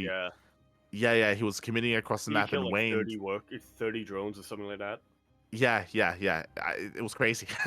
Like Nicaract was looking And so good, but he, Wayne, he clawed his way back in. yeah, Nicaract was looking so good until he poked the bear just a little bit too hard. He crippled Wayne's economy, and so Wayne was like, "Okay, fuck it, all in this time. Yep. I might as well go all in." And Yep. then yeah, that's how Nicaract ended up winning. Was that the ace match or was that game number 2? I think that was the ace match. I think, yeah, it was on Amygdala. Okay. Yeah. I mean, yeah, I remember that now. Yeah. Yeah, so as you said, like Nicaract, he was in a winning position. He had dealt like crippling damage. He had basically killed Wayne. As you mentioned, Wayne forced into an all-in. Nicaract, the wall was down. He was out in the open. He didn't see the all-in coming, and he got knocked out. It definitely could have gone the way of Nicaract, and that could have changed the entirety of the bracket as well. Like that would have been crazy. Yeah, honestly, Nicaract, his TVP is pretty damn good. I could definitely see him taking down Art. I can definitely see him taking down Power. Yeah. Lower bracket would be a little bit hard to predict because then we'd have let's see here. Yeah, we'd have Wayne and Young Yakov facing off into lower bracket semis. Yeah, potentially, right? Like there's we could have seen a different outcome. Regardless, Wayne did win it all, and I hope Nicaract isn't too discouraged. Like again, he had a really good result here, despite going down to Wayne in the first round. Wayne did win it all, and he was the closest to deny that, right? He was the closest to breaking Wayne down. Yeah, absolutely. I mean, frustrating loss, no doubt, but it's a frustrating loss, no doubt. But like you said, it's still a really good performance. If you're looking at the game. If you're looking at the games themselves and not necessarily the finish on the bracket. Oh yeah, exactly. So congratulations to Wayne. As a reminder, this is a monthly tournament, so we do cover it here on the CranKy Ducklings. It is, of course, organized by MiddleVK. Big shout out to MiddleVK, of course, for hosting, organizing, for casting it as well, for giving back to the community. And that does lead us into Code for Giants Cup number 20, a Brazilian bi-weekly tournament. Yeah, the other side of the world, kind of. Not really. Yeah. Yeah, exactly. Brazil, As again, it is the CIS of Latin America. So true. God damn it. As we do have a rivalry tournament here, big shout out to Cosmos. Cosmos, of course, he is the big name behind this event. Every 2 weeks, we do have a Code for Giants Cup, and this week we had, once again, Eric and Master facing off in the grand finals. But before that, we had Shaq T, aka Nano. He was actually able to have a really surprising result. Inexorable is usually one of the semifinalists, at least in these tournaments, but he was denied that by the old veteran, by Shaq T. We had 2-0, dang. Oh yeah. It's pretty damn impressive. And I have to say, I feel like that prevented another Eric Inexorable finals. It's, most likely there. So Shakti, he denied that. In the end, he did get taken out by Master. Master, of course, the current best Protoss in Latino America. So Master did take the win there. And we had a Master versus Eric finals instead. The best Zerg and Protoss players in the bracket, which did go the way of Master. Eric, he did put up a strong fight, don't get me wrong. Something that I found really interesting here, and I don't know if you're too familiar with this style from Mana, But Master, every game he did open Stargate into Archon drop. This has been very trendy amongst the Polish Protoss players, and some of the other Europeans like Skillus and MaxPax, they dip into it every now and then. They do it like once in a series or maybe like once in a tournament sort of thing. But Master went for it every game, and Eric had a really hard time trying to deal with that. Huh. Yeah, basically it's kind of like a really defensive style. Conceptualizing it in my head. Yeah, I'm Yeah, it's a really picturing defensive it. style because it's a standard opener, but it leads into an Archon job, which buys you time. And back at home, you build up Immortals, you build up Storm as well, so you're pretty well set up against any kind of like aggressive Right. move. And Eric is one to be aggressive is the problem. Like he's not really one to drone Yeah. up and be greedy. That sounds like a very mana thing to do. Yeah, it is. It is. Sounds very mana. I think a while ago, Creator was also kind of doing something like that, but Yep. he gave up Yeah. on it after a while. Yeah, glad to Mhm. see Mana and Master here evidently pick that back up again, and yeah, looking to refine that a bit. For sure. For sure. So with that, Master was our champion this week. So congratulations, Eric did take the runner-up place. But I'm sure we'll see more of the two of them alongside Shakti and Exorbital also in the coming weeks in future Code for Giants Cups.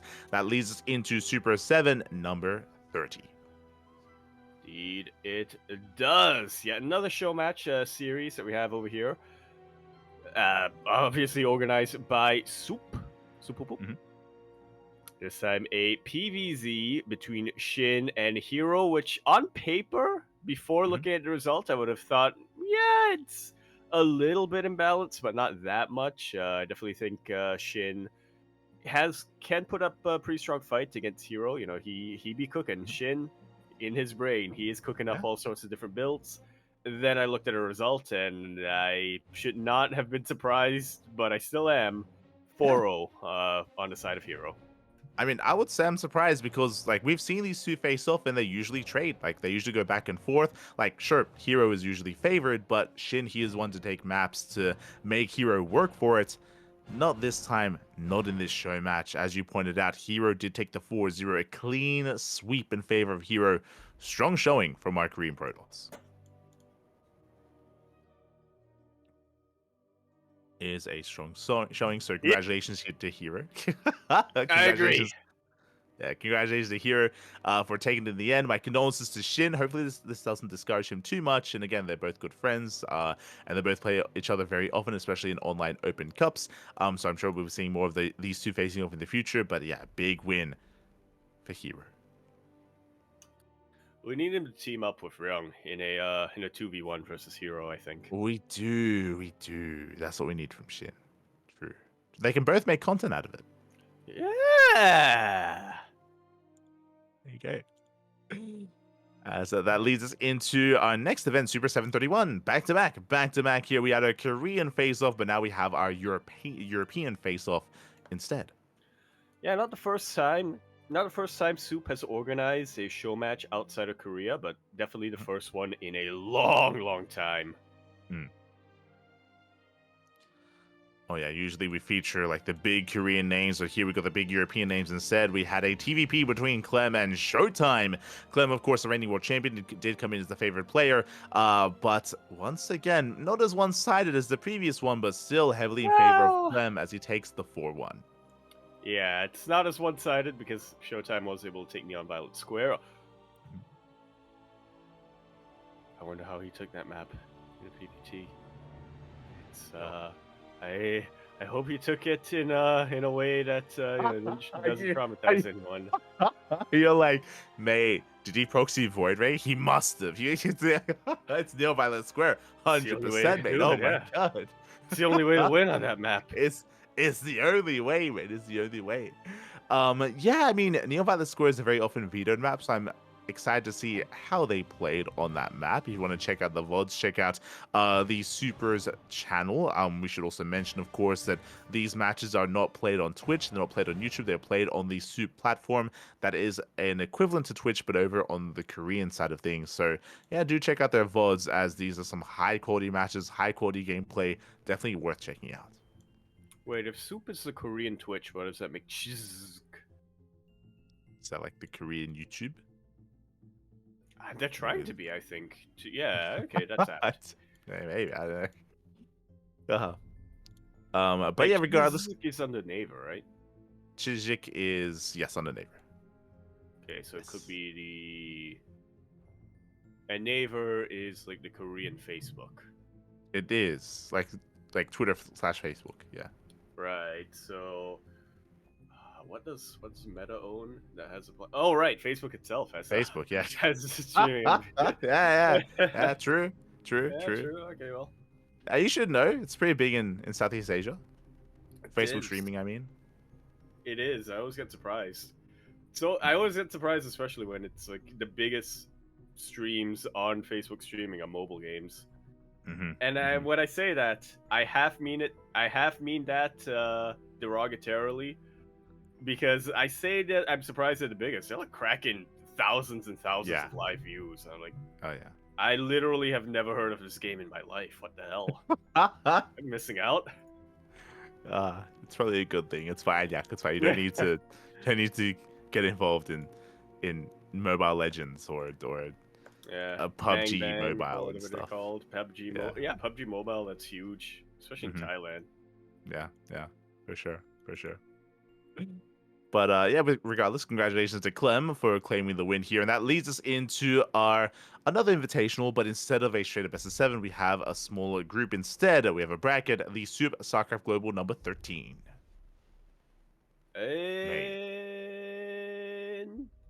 Indeed, we do. Yeah, once again, another European edition. We're going full Poland this time. Yeah. Harsum turning into a spy here, trying to sneak in. He's like, no, yeah. I'm, my great grandfather was Poland. Let me in, and then they checked out. They let him. Your grandfather was Poland, yeah. So look, that flag has some red on it and some white. Yeah, it's close enough. It's close enough. Yeah. Just crop it a little bit, and it fits. It's fine, and flip it. Don't worry about it. You need to flip it. I mean, just upside down. Don't worry about it. So, yeah, I mean, mate, we just spoke about Mana and his playstyle and preferred style in PvZ, and we see Mana popping off. He takes down a laser 3-1, and he takes down Spirit as well. Mate, like, you did not get any kind of better Terran or Zerg in Poland. Like, these are some big wins for Mana. We might as well give him the House Galactic battle trophy now. We should. Name a drink after him now. We do need, it's got to have some tequila in it as well. Yeah, some tequila, some I'll go some tequila, some Pepsi. God damn it, yeah, does not go at all. But yeah, I mean that's a big win here for Mana. I mean, if you recall, we have been praising Mana a lot. Like over the past maybe 2 months, like Mana has been getting better and better results. Like if you remember, we had like a small discussion about how Mana, he's been doing a lot of content. He started competing in Stormgate. After Stormgate, he started playing again and competing again. Boys.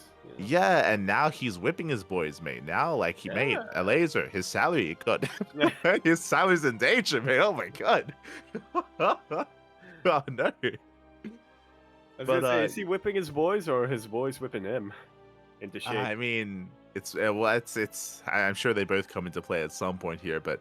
yeah, this is really, really impressive result here on Mana. Again, he has been improving a lot, and you kind of alluded to it, but I wish that Mana actually played in House Galactic Battle, because he's the one Polish player that doesn't. He unlike everyone else, like Christiana, Geralt, Spirit, and the Laser, Mana, he doesn't play in those events.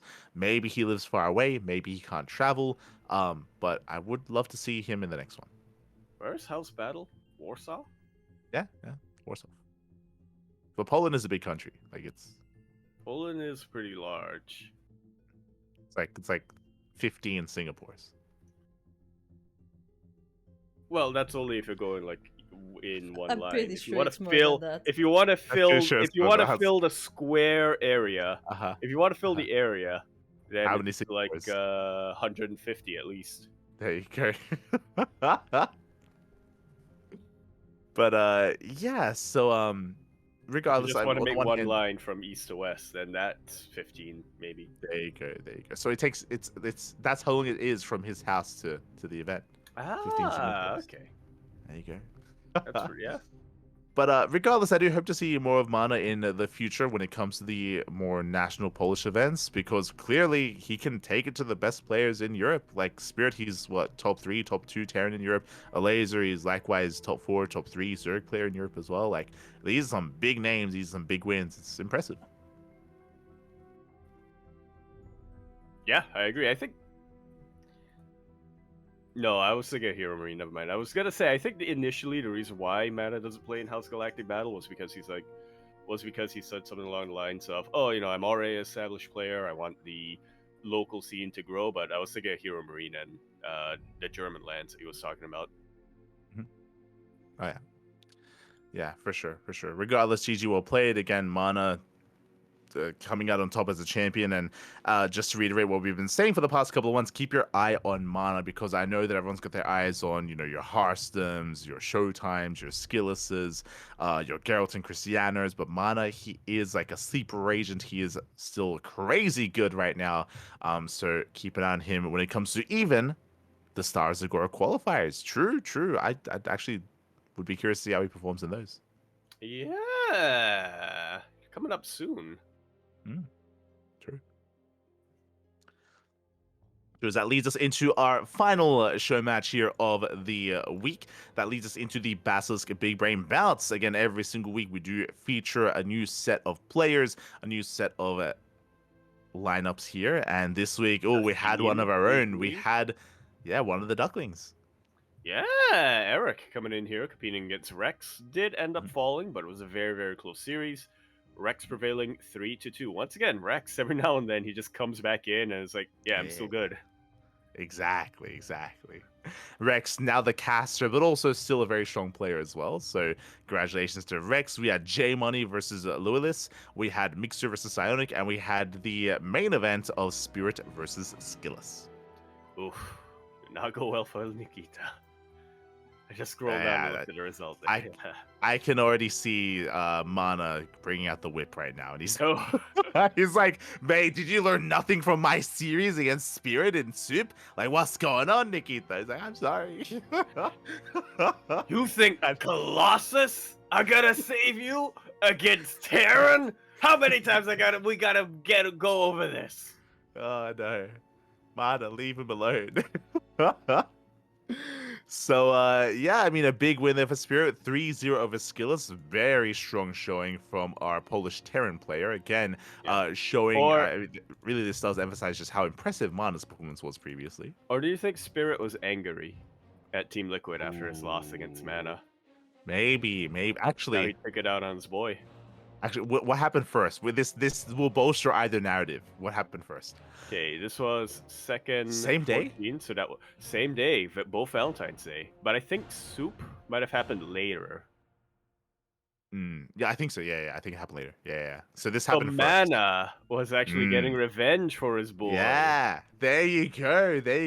Exactly. It's like when the son gets beat up and then the mother comes out with the and hunts the kid down. Oh my god. You gonna touch my Nikita? No, only I can hit him. Only I can scold him. True. Hey, you know what? If you're gonna hit my boy, this is how hard you should hit. Oh god. Mana. You're an animal, Pap. You're an animal. Oh my god. So there we go. Now we have the full narrative here. Mana did he did kind of in a way get vengeance for Skillus, but also kind of taught Spirit how it's done. So Jesus. So with that, congratulations to Spirit, of course, or maybe condolences, as again he was reprimanded for that result later. So, I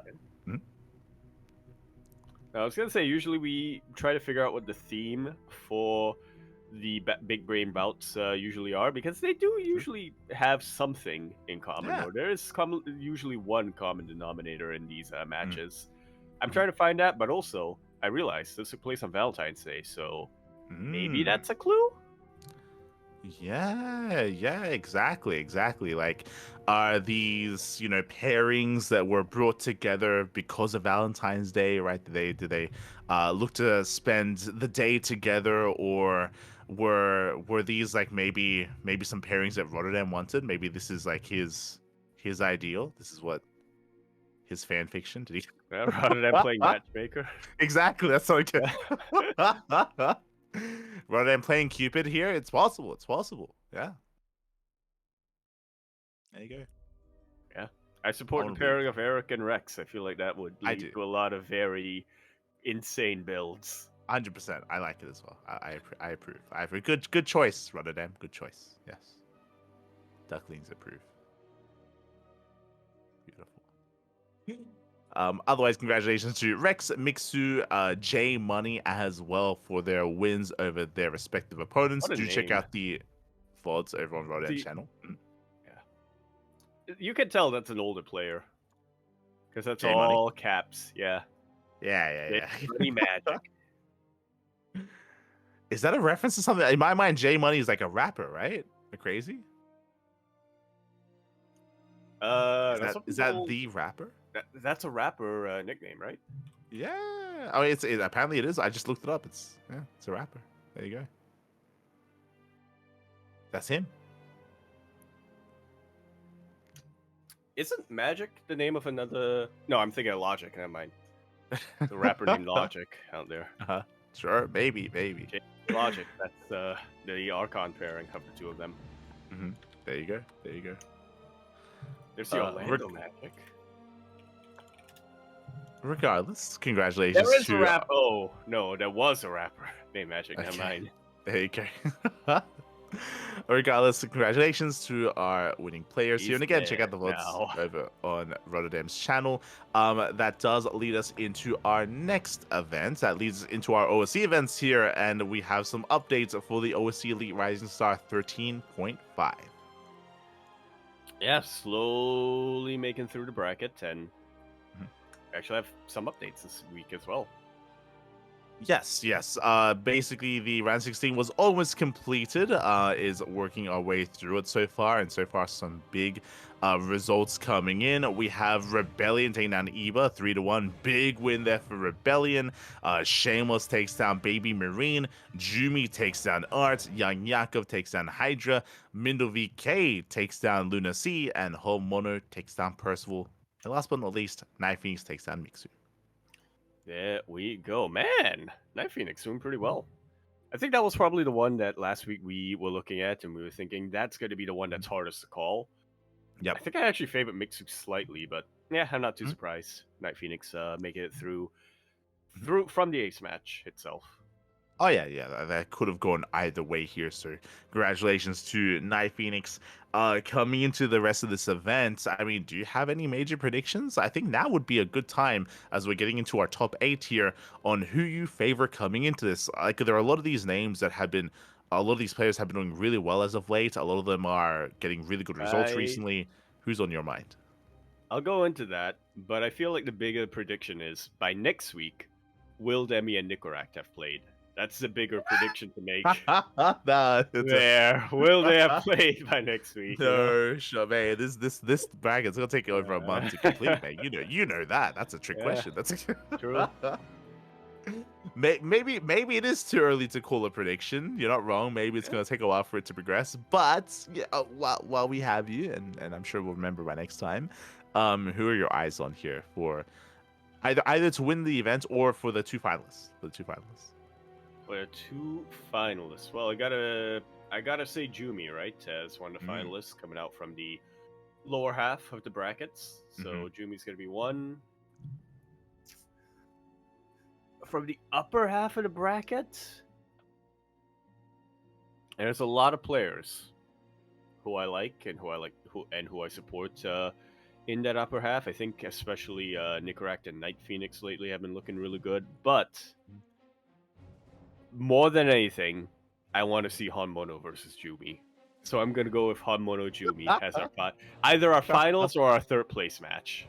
You're in Hannibal, mate. You're in Hannibal. you just want to see more Hanmono against Protoss. True. I mean, I understand. I do understand for sure. I'm going to go it's a hard one to call.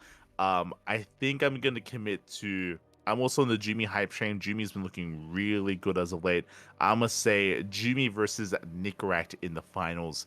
I do think Yeah, that Nick I Rush can has been see getting that. some very impressive results as well, and I do favor him, I think, against the other players up there. Yeah, I can see that. So best of luck. As you mentioned, there are also some big names that can stop them, like Night Phoenix, Homono, and Young Yakov. I mean, honestly, Jimmy versus Young Yakov, that's gonna be a close one. Like, I feel That's finals I can see material that. right there. Yeah, it is. It is. I think that's gonna be a spicy one, Pappy. And Shameless, never count Shameless out. I mean, even Rebellion. Like, Yeah. I'm shocked that he beat Eva. I'll be honest. Yeah, especially if it's a PvP. I feel like that's kind of Shameless' Mm. specialty. Oh yeah. Oh yeah. Yeah. He's shameless, mate. Yeah. Lives up to that name. He does. He does. He does. That leads us into our next event. That leads us into the OSC King of the Hill number 200. Now, this was a very special edition. The 200th edition, double the amount of players. Instead of 15 best of ones, it was Hell 30 best of ones instead. What are we gonna do for 300? Oh, no, I don't want to think 60. about it. Oh, no. And fun fact, originally Eddie, he notified us. He was like, yo, you want to cover the first half of the special edition of OSC King of the Hill? I was like, yeah, let's go. I'll cover the first half. It's all good. Don't worry about it. We got you, mate. We got you. And then a couple of days before the event, he's like, so my second caster canceled on us. They can't quite make it anymore. Would you want to do the whole thing? I'm like, I mean, yeah, okay. Have to, right? I mean, we got to do it now. Let's go. So we did end up covering the entire, exactly, the entirety of all 30 best of ones were covered here on the CranKy Ducklings. Indeed, and oh boy, we got some. I'm glad that it wasn't just we're gonna have double the amount of matches. It's also we're gonna not, as much as possible, not repeat. So Yep. yeah, it's also a much larger pool of players to draw from this time. Oh yeah, yeah. We did have some repeats, but only at the very end. Only at the very end were some repeats brought in. It was really impressive to see just how far we could go without repeating a single player. So a lot of big names, a lot of big performances. Skills, he was the reigning King of the Hill from the previous edition, so he did begin. Had a good start, but then Solar went on a tear. And Solar, he went on the longest win streak of the night. He was able to win, was it like 14? Hold on. Not quite. 15. Yeah? Was it? Yeah, it's around that area, you know. Yeah, 13. 13 Basically, best ones. Wait. One, two. Huh? 14. Oh, true, yeah, 14. So 14 best ones. 14 best I was ones. counting. I was counting. Yeah, the mistake I made was I was counting all of the matches that Solar was in. Yeah. But obviously he would have lost one of them. So yeah, 14. Yeah. Basically, almost an entire King of the Hill. 100%. Almost the entirety of the 15 matches here. So really long win streak, the biggest win streak for Solar. He went on a tear here. And what was crazy to me, I don't know if you noticed it. I mean, he went up against some strong players, don't get me wrong. Shout out to Geralt for ending the win streak. But Solar, he was kind of like the biggest Korean player up until that point, and the biggest player, period, up until that point. Geralt takes down Solar instantly. Down. It's like Eddie, yeah. let Geralt enjoy the moment. Like, what's going on? Like, instantly down, and then yet another PvP. Yeah. Yeah, just instant down, and then bam, trigger, and then bam, Beyond, like back to back, like three big names knocking each other out. It's like, mate, you were holding back the entire time. Like Getty, he just unleashed it like in one big burst. It was crazy. So yeah, we had some crazy performances, some crazy names towards the end. Max Wax was the final King of the Hill as he was able to take down Ryung and go on a win streak from there. So yeah, congratulations to Max Wax and to all the other winners here tonight as well. Yeah, I'm just looking through this. You'll notice that as we get further and further into the evening and further into the bracket, it becomes more greener and greener, shall we say. Yeah. Shout out to Sola for rocking that Zerg flag for as long as he did. Yeah. He did his best. So is Olark, unfortunately. For sure. Not quite redeemed in our eyes. when it comes to some big results that occurred, shout out to first Geralt, of course, for defeating Solar. Geralt, he has been getting some better PvZ results, and I'm pretty sure this is not the last time we see Geralt defeating Solar this week. So, pin that in the back of your mind. Did defeat Solar here. Likewise, Nicaract. What about Kenny? I was I giving paying attention. Geralt defeating Solar. But likewise, Beating Solar, alright. Nicaract. Yeah, likewise, Nicaract, he did defeat Bjorn here in the 21st match.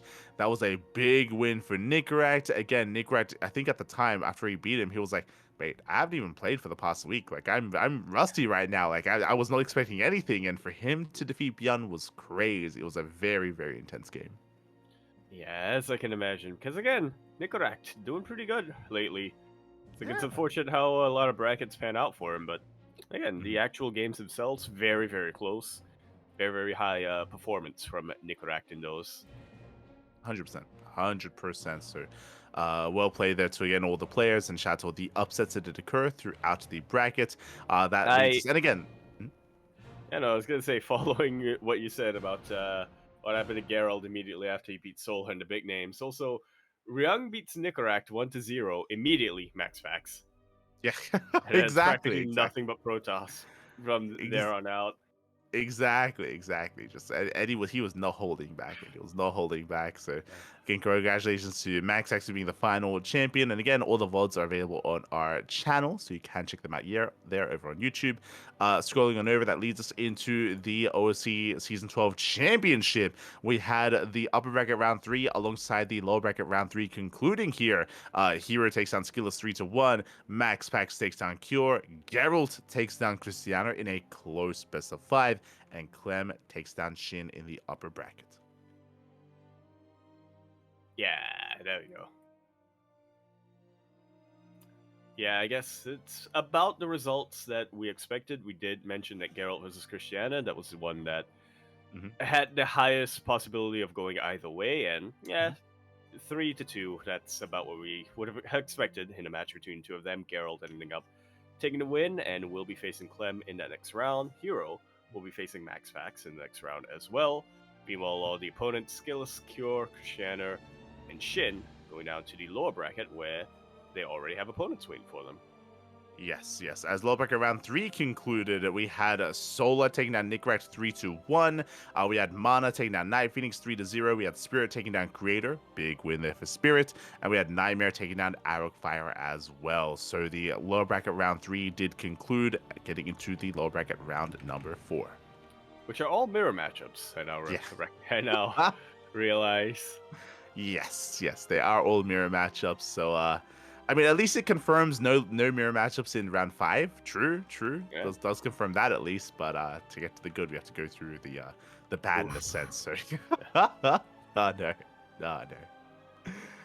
But some really big matches here, and some of these are going to be harder to call. Like Shin versus Solar is going to be intense. To see which of the two Zerg players can make it into the next round. Cristiano versus Mana. The Polish boys, they're going to be facing off here once again. Cristiano had a close series against Geralt. Now he's up against another countryman here. Mana has been looking really strong as of late, but hey, Cristiano also looking good as well. Yeah. You say it's hard to call, and you would be correct if you were looking at things like, Aligulac ratings and past results and things like that. But if you're looking at the narrative, it's very easy to call. The Tiger Mom. That's what you're saying. Yeah, exactly. It's gotta be Solar beating Shin, because Solar, he's gonna make it all the way to the grand finals and then lose there, because we gotta continue the villain arc for a while. Then in Cristiano versus Mana, that's gonna be Mana 100%, because Mana, he's whipping his boys. He's especially showing the Poland boys that, hey, there's a reason why he himself chose not to play in House Galactic battles, and it's not because he doesn't think he'll win. It's because he wants to give everyone else in Poland a chance. Exactly. You know what we need, what we're missing here is we need Mana to find a duo partner to play some 2v2s, so he can also whip Clem and Trigger into shape that way. Exactly. As well. And it's he needs it to be a Basilisk boy to meet that that symmetry. So either Cyril or Raynor, but I think Raynor's kind of hard to reach now. So he probably is gonna be Cyril. That would be the ideal, though. If Mana can reach into the rift and yank True. Reynor out, Yeah. hey, that would be it. That'd be peak 2v2 drama, mate. That's Oh what we yeah. want. Beautiful. We'll make it happen. We'll make it happen. But yeah, so the next Basilisk round, unfortunately doesn't have a Terran player, so unfortunately. But yeah, that's don't gonna be have wrapping that up poetry. the current OC Season 12 updates here. We'll be going over more of these in the coming weeks. Again, we're going to be going over the the low bracket round 4 tomorrow, actually. Tomorrow is when we're going to be covering it here on the channel, and more OC Season 12 championships over the course of the next week. We'll have more updates next podcast, as that does lead us into our weekly Open Cups. Indeed, we do. Indeed, it does. There we go. That's what it should have been. I don't know why I was like, indeed, we. Who's we? But yeah, starting with our, gonna be going over our Open Cup, starting with KSL number nice. 69. There we go. Unfortunately, Nice did not play in this one, so. Unfortunately not, but yes, we had the 69th edition of the Korean StarCraft League. Again, this is a bi-weekly tournament, and we were able to feature quite a plethora of players here. Honestly, great to see Bunny once again. Bunny, again, he has been a little bit more active this month, so it's great to see some more Bunny action as always. We had Björn versus Zhang going to the ace match. We had Hero Creator going to the ace match as well. In the end, we had the tried and true, the KSL special, Hero versus Dark in the finals. Yeah, very fitting. Very fitting that it would be the two of them, as they do go back and forth for a very, very long time. One of them goes down to the other, but it always changes. You know, the position between the two of them, it always changes. What is always confirmed is it's the two of them. You know. Yeah, always locked in to 69. Exactly. I remember it wasn't during this, but it was during another event that Pig was casting. Somebody brought it up. That was KSL 69, and I think Pig immediately brought up, oh, that put an image in my head that I did not want. So I'm gonna time you out. Whoever brought up the fact that it was KSL number 69. Right, I remember that he was talking about Chicken Man and Dave Testa. Yeah. That's a mental image that I'm gonna defend. I don't remember who it was. I think it was Zergtanis or somebody. I'm gonna defend them. They didn't. That was 100% from the mind of Pig. Oh yeah. Pig, mate, Jared, you're the one who came up with that. Chat just said, "Hey, it's KSL 69." Yeah. Can we have some memes? He is an animal. He is an animal. That is true. Yeah. But regardless, congratulations to Hero, as again, Hero is usually favored against Dark, but they always have a fun match. They always have a fun series, and as you mentioned, they go back and forth and went all the way to the ace match. Yeah, they always have fun together. Oh yeah, exactly. It's always a good time. Always a good time, and as always, we were there to watch. Oh yeah, hundreds of viewers were watching. Oh yeah, no more. Yeah, beautiful.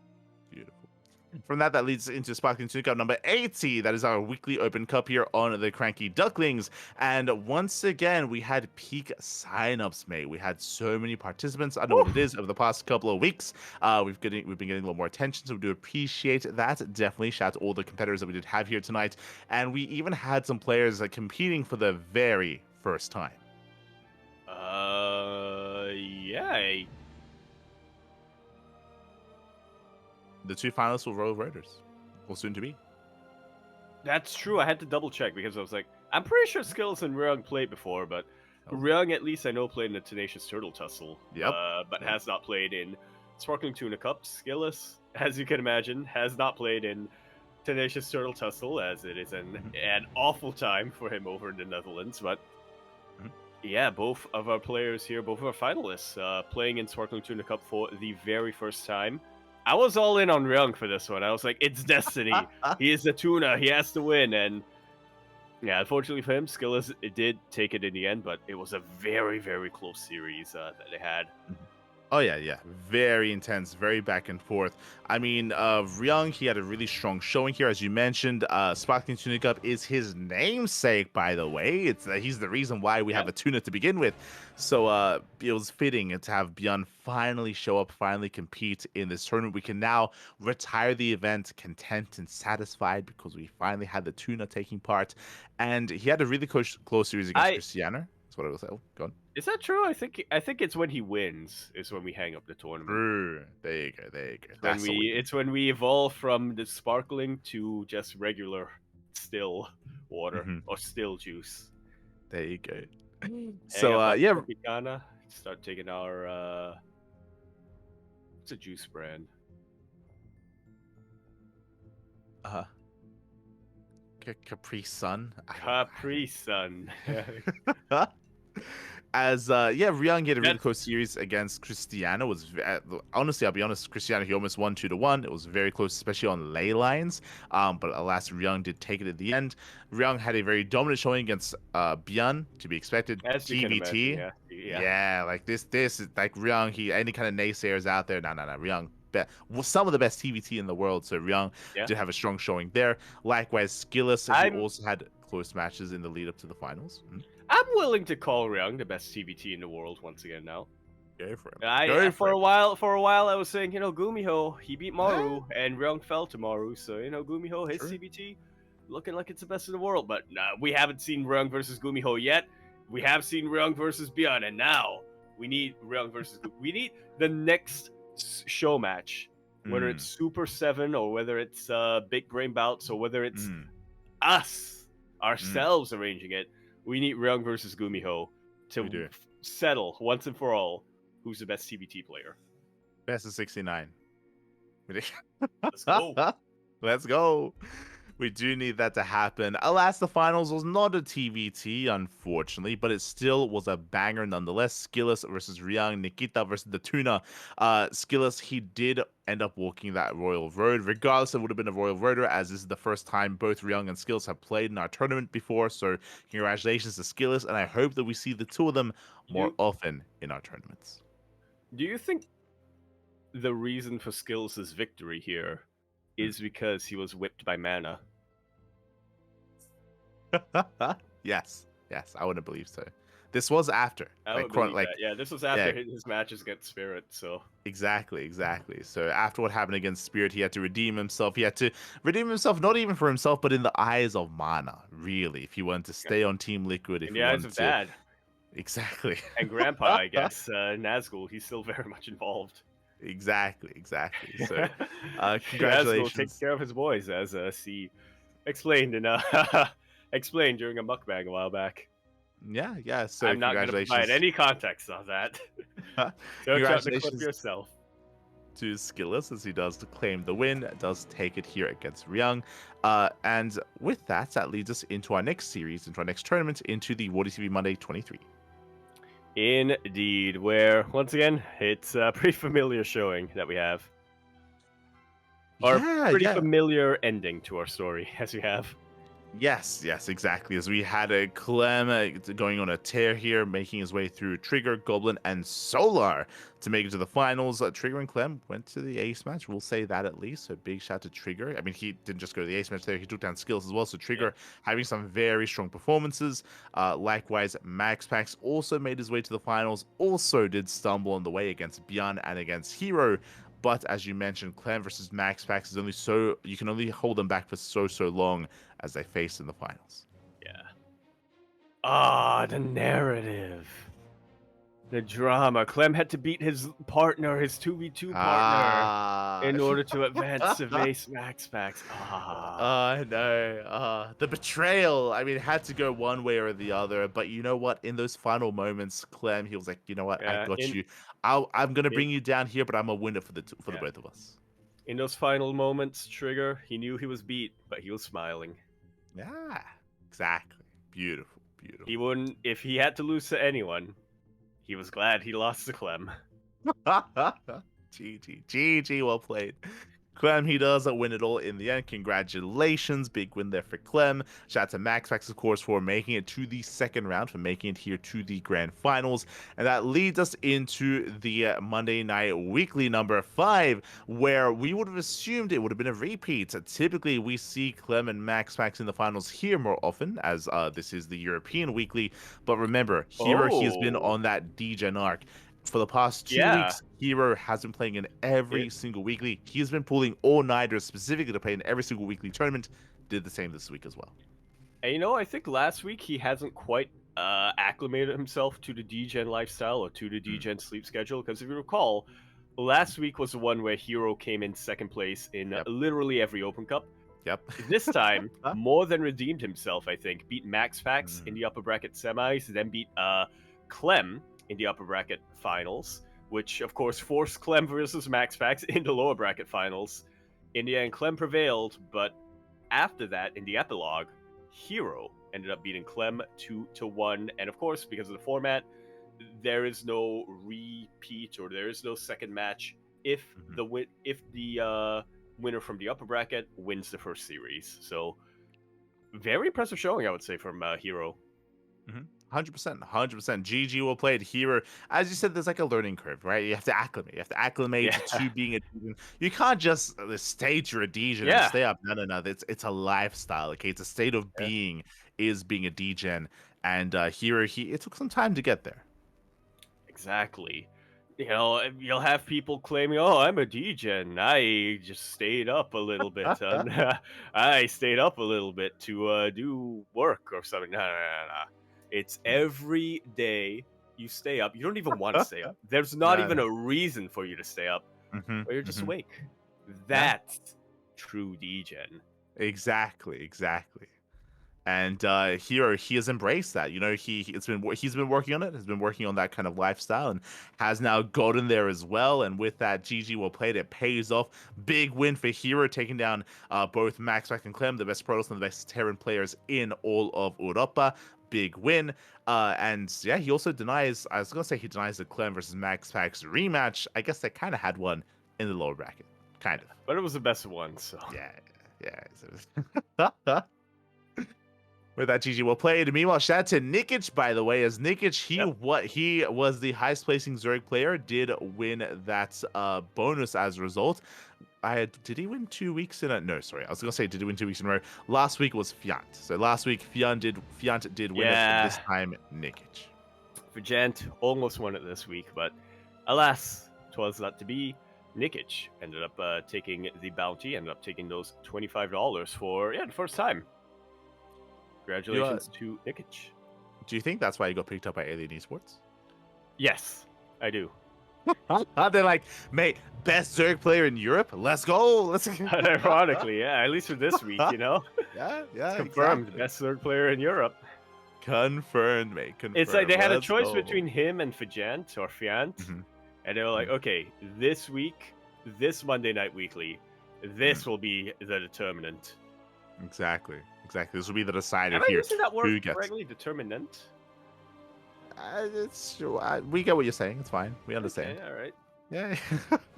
it's fine. If it's not a word, you can make it one. Don't worry about it. All right. I'm pretty sure it is a word. I'm just not sure if I'm using it correctly. So regardless, let's say that I am.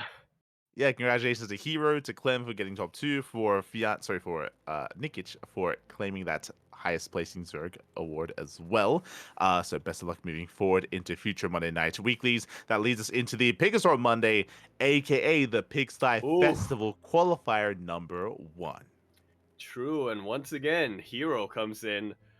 Again, commits to the Degen lifestyle. He doesn't just say, "I'm gonna be a Degen." No. He took steps. He took measures to become a Degen, which includes beating Solar. Yeah. And that's a part of it. Yeah. And so with that, ends up winning the whole thing. Very close series against Cure, I will say, in the grand finals. But in the end, Hero, he has become the Degen, and with that, secures himself a spot in Pigsty Festival. Yeah, congratulations here to Heroes. It does claim the win here. As you mentioned, did have a very clutch series against Cure in those grand finals. Could have gone either way. Very intense finals. But as you mentioned, Hero, that he took those steps necessary, right? He was able to Yeah. close the curtains. He made sure the sun, the solar never did touch him. He hasn't touched grass in over 3 weeks. And he's becoming... He hangs up like those, what are they called? Those like tarp that has like aluminum or like metal at the end of it. Yeah. It's called.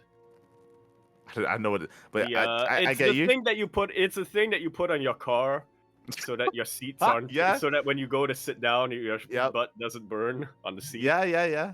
Those things. Exactly. Yeah. He put those The, up. His room, freezing cold, like his Hey, soul. he put up the side blockers. He's ready here to just embrace the darkness, if you will, embrace the degen. Oh, And that's with true. that- Dark is going to military, so somebody next needs to pick that up. Exactly. Dark, he used to be the one to play in almost everything, and Hero, he has risen to the challenge here. So congratulations to Hero, winning 2 weeklies this time instead of all the second places from last week. Champion this time. Yeah, actually won 2 things. So GG. is that better? I think that's better. Yeah. Well, it's comparable. For sure.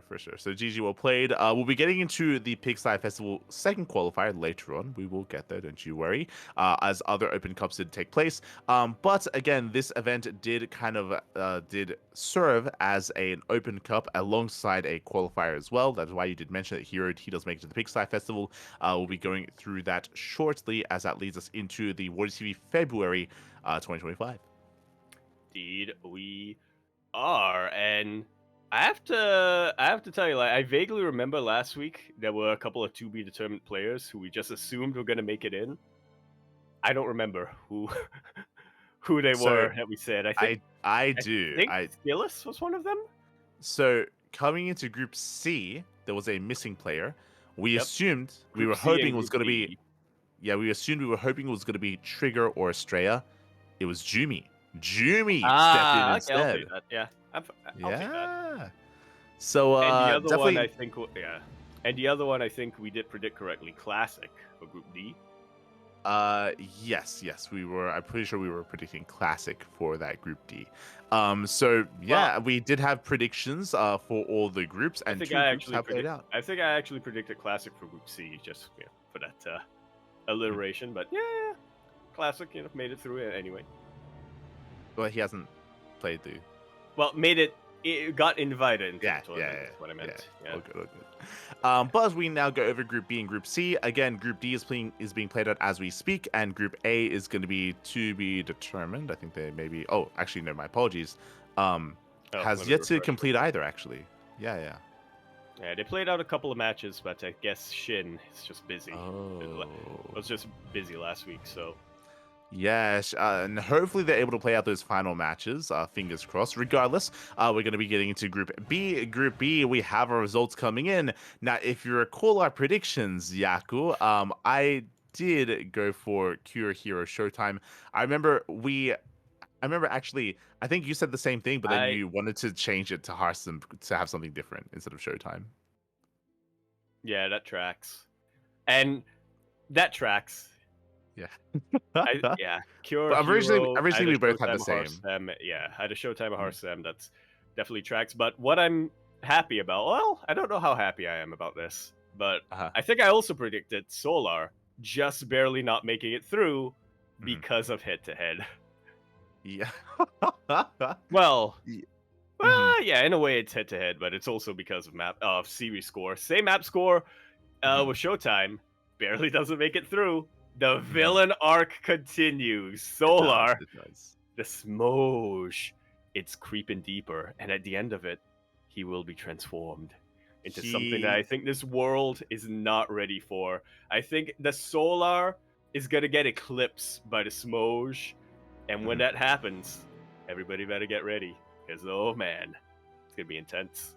And it'll happen. It will happen. Again, we're hoping for that redemption arc from Solar. Unfortunately, doesn't make it through. I say that's the climax of his villain arc. There you go. There you go. The He takes his climax. revenge on everyone. It's coming, I'm sure. I'm sure. But yes, Cure, he does make it through alongside Hero and Showtime. Again, we did, I guess, predict all three of those to make it through. So well played. Congratulations. That leads us into Group C. Spirit, Skillus, and Gumiho do make it through. I think you did assume that whoever was going to be the last player in would be the one to make it through instead of one of the others. Yeah, I predicted that just to make things easier on myself. I was like, yeah, here it is. They'll make it through. In the end, it was Spirit, Skillus, and Gumiho. Yeah, so well very played close, in the end. Very close though between Gumiho and Jumi. This one did come down to the head-to-head. Yeah, we actually, Jimmy, he actually posted about this on social media, and again, we were giving praise to Jimmy for improving. Looking at the scoreline, Jimmy, he 2-0'd Skillus, he 2-0'd Rogue. On the social medias, he said he had a really close series against Gumiho. He was really proud with how he played, and likewise against Spirit as well. So even though there's a 2-0s, he did play well and really strong showing. Once again, goes to show why Jumi is our protagonist here. Exactly. He is the star of the K-drama. It all begins with Jumi and Iba, and it ends with Jumi, becoming the world champion. And it will end with Jumi and Iba, yeah. True, it begins with Jumi and Iba, it's going to end that way, too. Oh, no. So shout out to Jimmy for having a really strong showing, and yeah, he's just been improving a lot recently, and clearly that's showing now in these big results, and hopefully he's going to have more opportunities to show that skill in the near future as well. Again, Stars Agora qualifiers, definitely something to keep an eye on. Yeah. Look out for that. 5 slots going to be available from the EU qualifiers, so yeah. For sure. I guess going over our Group A predictions, so far at least Clem, Bjorn, and Geralt are at the top of their group. I think, if I recall correctly, I went for Clem, Bjorn, and maybe I think I went for Shin on this one, and I think you went Creator. I went for Creator, yeah. I remember going for Creator. I don't remember if I went for Geralt or Bjorn for my second choice. Or was it Shin? I might have got... I know for a fact Clem and Creator were two who I picked. I think the third one was probably Bjorn. But, and it's still to be determined. Not having a great time here. Yeah, really rough start here for Creator. Very close series. All of them went to the ace match, but wasn't quite able to close them out. And yeah, as a result, he's down 0-3. He will need a miracle he will need everything to go right. He will need to not only beat Shin 2-0, but he will also need Shin to beat everyone else 2-0 in order to advance. Yeah, so we'll see how that does pan out. Again, hopefully Shin is able to play his matches. We have confirmation that they were postponed, so currently there are plans to play out those matches in the future, and as a result, we could see Shin advance on. He can shake up the bracket the group entirely, so still yet to be determined how Group A does wrap up. And of course, as you mentioned earlier on, Group D, I mean, that's currently playing out as we speak, so might be a little bit early to announce anything. Exactly. We'll go over Group D next week. Next week, we'll be going over those updates. Most likely next week as well, we'll be going over the playoff results as well, as the playoffs will be taking place in 2 days. So in 2 days' time are going to be the playoffs, so there's going to be plenty to go over for that as well. As that wraps up the Wardy TV February event, that leads us into the Wardy TV Backers Brawl. Yes, a little bit of a different one. This was, if I recall correctly, I actually don't want to. I don't want to spread any misinformation, but my recollection of this is that this one was the crowd source tournament. I don't think so. The sponsors say one person, so it looks like maybe there was one passionate fan, there we go. Yeah, one backer. There we go. Yeah, that did kind of fund this event. So again, the passion is real. Looks like qualifiers were held, invites alongside them, and we had 3 Protoss, 3 Terran, and 2 Zergs taking place. Coming into this event here, we had a Hero going to Terra initially. He 3-0'd Solar, he 3-0'd Max, and he 3-2 Clemmed as well. Again, Hero, he's been on a tear this week to make it to the finals. Clem, likewise, not dropping a single map this tournament except against Hero, and Clem did get his revenge. He did. Basically 4-0ing him in those grand finals. Hero, of course, had that one map advantage, but yeah, that didn't come from playing out a map in those finals. That came from playing 5 maps in the upper bracket finals. Yeah, and it's a bit of a shame what 5 maps happened become here. 1. It's a bit of a shame what happened here as well. As fun fact, there was a bonus award for best off race. I Isn't remember that claimed. now. Isn't claimed because no Nobody one off off race. race? Yeah, no one off race. So just $100 that just gone to All right, waste. that's up in the air. Yeah. It's kind of a shame. It's kind of a shame, when they. It's the equivalent of it's gonna happen, I'm sure. Where one week, like the Monday Night Weekly, they're like, okay, best Zerg award, and they get zero yeah. Zerg signups. It's like, okay, I guess, never mind. Yeah, that's unfortunate. I'm sure Wardy will eventually put or will end up putting those $100 into a future prize pool of some Oh, yeah. sort, or potentially if we have another event like this, another off race bounty, and this one goes into that, either doubling it or keeping Yeah. it there, because or whatnot. But yeah, kind of unfortunate. That was like a big draw that we were kind of speculating about. I remember you and I were in agreement. We were like, okay, Clem, if Clem plays Protoss, that doesn't count. We'll try to see somebody else off race, hopefully, but not even Clem this time. Also, sorry, my apologies here. There was some off racing, so my bad. I bring it back. Hasn't been given to anyone, but I did have to sift through it. If you check in the lower bracket, so specifically in the lower bracket, Shin versus Solar. Shin did play 2 Protoss games against Solar. Also, okay, yeah. Solar versus Max Pax. Solar played Protoss, and Max Pax played Terran in that final game. So does it go to Max Pax by default because he won with Terran? Maybe. I mean, that's got to be it, right? Because you win with your off race, and then you move forward, and yeah, Solar and Shin when they off raced, neither of them won with their off races. Yeah. So because there are a couple of different ways you can view it, right? You can base it on amount of map wins with off race, or you can base it off of who makes it the furthest with their off race. But either way, Max Pax is the winner in that case because he's the only one who actually won with his off race. So yeah, the other interpretation, because it says best off race performance, is like most entertaining game with an off race, right? Like and that would require more judgment. So I can understand delaying the payout. In that case. For sure. Like based on this, it should go the way of Max Pax, but again, we have no confirmation yet. I'm sure something will happen eventually. I guess we'll try to keep you guys updated. But at least we had some off racing. It only happened in 2 series, but did have it. Yeah, and not the full series, but yeah, a little bit. It would have been nice if it was a full series, but yeah. Because it's happened in the low bracket, I imagine that Wardy probably had to remind them. He's like, guys, we need someone to off race, please. Can we? Yeah. And Shin's like, I'll do it. I'll play some Protoss. I'll take one. Yeah, he needs. You know what? For Shin, I think for Shin that wasn't as.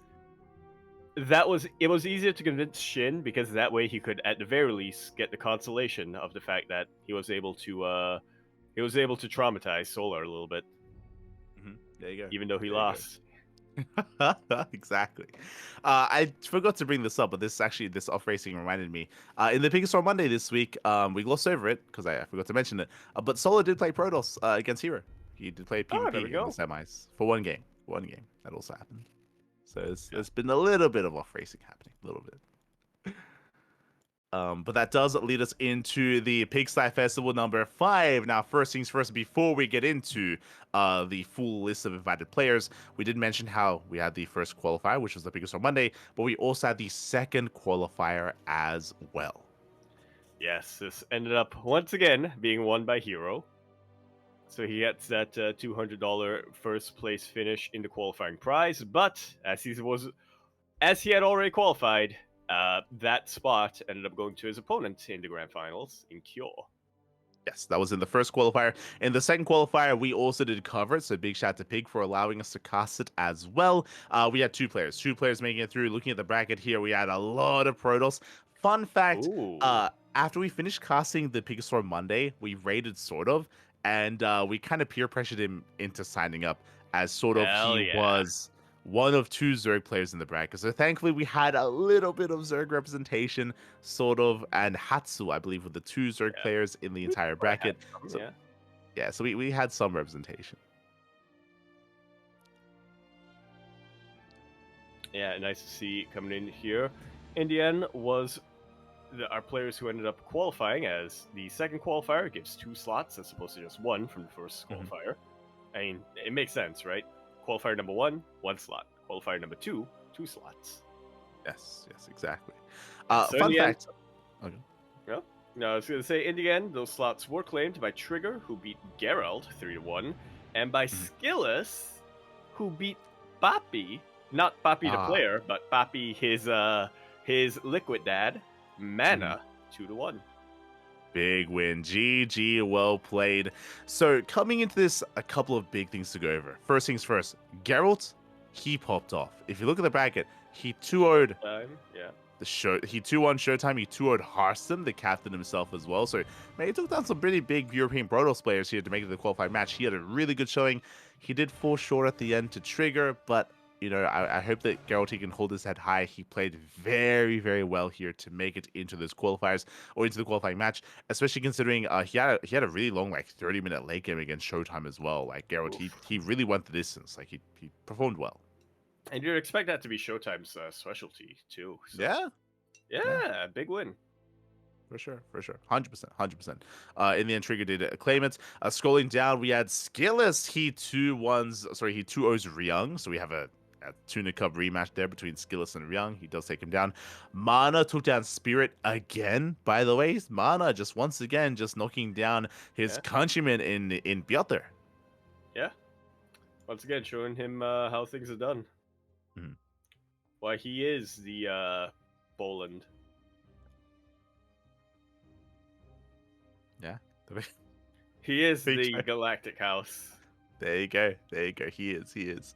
And of course, that culminated in Skillus, as you mentioned, you know, finally kind of showing his worth, taking down his manager and bringing Mana down. So big win there for Nikita, did win in the end. So we have Trigger and Skillus. And that then leads us into the full list of players. Also, the reason originally there was only going to be 1 spot in the second qualifier, but it was made into 2 spots because Raynor, he is lost in the rift. Raynor did decline his invite. So there was an extra spot. Yeah, I was waiting for you to bring that up. Yeah. SMH. Major Hedge, Raynor.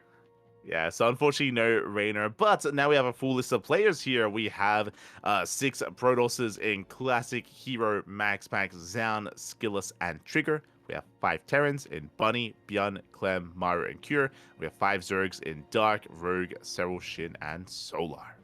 Woo!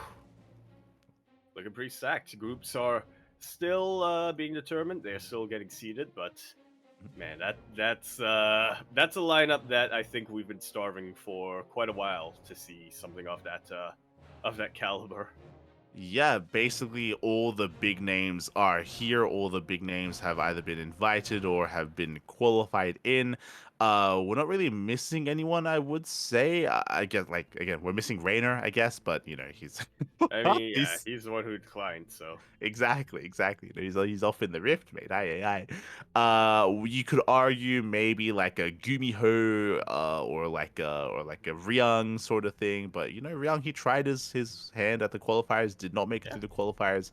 Gumiho didn't play in the qualifiers, so he missed his opportunity there. When it comes to Protosses, I mean, we have everyone we would expect. Likewise, I would say that we would be missing, like, I feel like Showtime is missing there, but hey, Showtime didn't make it through the qualifiers, so he had his chance, didn't make it. not quite. So GG, well played. At this point, it's a little bit too soon to talk about predictions, just because this is. Poland. Oh yeah, true. No Geralt, no Mana, but hey, they tried. And they fell short. They did. They did in the end. Now, this is basically the big online event that's happening soon. TM, right? Like from Masters Coliseum into Little League Cup into OSC Season 12 Championship into the Big Sky Festival. So this is the next big online event that's happening before Star Wars Zagora, and this is going to take a while as well. Again, it's a full group stage, then a playoff bracket thereafter. This will take basically the entirety of March to conclude, or most of March to conclude. So this is kind of like the big event to keep your eyes on. Oh yeah. And At least up there isn't an open cup, you know. there you go, there you go. And I'm not going to ask you for predictions, but is there a matchup that you're looking forward to here, like involving all these players? Like, is there something you're looking forward to? Are there any two players here that you want to see face off against each other? Like, is there what's piquing your interest coming into this? Honestly, Bunny. I like Yeah. to see more of Bunny coming in here. It's been a while. He has been active recently. He's been playing in a couple of online things recently, but yeah, I'm really curious to see more of Bunny. In fact, if we could get a Bunny Hero Finals, that would be ideal, IMO. Mm-hmm. I agree, right? Because as you're saying, Bunny, he's semi-active. He's been playing a little bit recently, but we want some more Bunny, right? We want some more Bunny here. I'm with you 100%. I would love to see more of him in the group stage and maybe in the playoffs as well. Just because he's the least active player here, or I would say maybe Rogue alongside him. Like, they're not very active at the moment, so it would be fun to see more Bunny. Likewise, more Rogue. Outside of that, I'm really looking forward to see Zound. Right, we were hyping up Zound as the potential pickup for Team Vitality, and I look forward to. I want to see Zound do well. I want to see Zound do well here. Another player who we always talk about, like, giving invites, and he gets them sometimes, not all the time. Trigger, he's also been performing so well. I want to see him do well here on a bigger stage. Trigger came in and he said, "I don't need no invite. I'm busting it anyway." He deserves an invite, but he has to work for it. And likewise, he has gotten through. So I look forward to seeing Trigger do well. I want to see Zound do well. I want to see Nikita Skillis do well as well, right? He's also been improving. And if people that don't watch these open cups, they don't know he's the Tuna Cup champion. Yeah, they don't realize how hard he's being whipped. Yeah, they haven't seen it. Yeah, you should see it. We should. It's harsh. Man, he expects a lot from his boys, but what can you say? Mm-hmm. For sure. And I think my last, it does. I guess so. Yeah, it works. It does work. I guess my last hope for this event is seeing more of Dark. Dark, if you notice, he used to play in everything. Nowadays, less so, right? Like, Dark, he's kind of nearing the end of his current competitive streak, as we have military service looming on the horizon. I guess we've been talking about this for a while about, like, his final event. We don't really know when that is, but because of that, because we don't know when it is, hope that Dark is able to perform well here and show some good games coming into the Big Sky Festival. Yeah, for the fans, 100%. I want to see Dark be an animal and take down, like, I don't know, Clem. just be a bit, or even Cyril or something crazy in his EVZ. I want to see some Dark action, so I look forward to seeing more of Dark. See, there's your problem. You're assuming it's going to be a ZVZ or a ZVT. It's going to be a PVT and a PVZ. Unironically, Dark has been playing a lot of Protoss against Zerg. Yeah, we've gone over it. Yep, if Dark plays against Cyril, he'll probably play Protoss. 100%. For better or for worse. So yeah, with that, look forward to it. We'll be having some updates next time. The group stage would have begun by the next podcast, but only barely. It looks like Group A would have played out, but maybe Group B would be halfway through at the time. So it's going to be a bit of a slow progression, but we'll keep you updated. Yeah.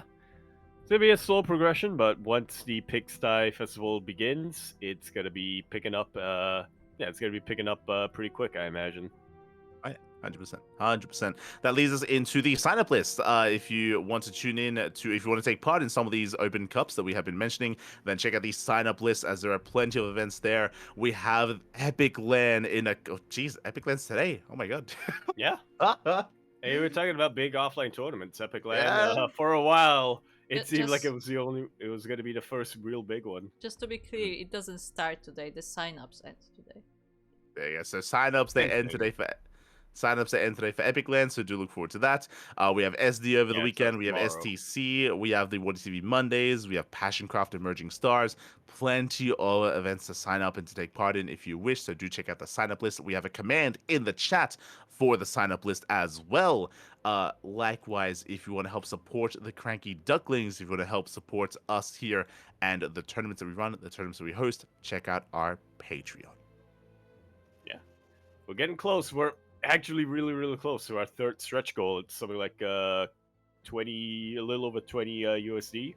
Once we get Mhm. there, oh man,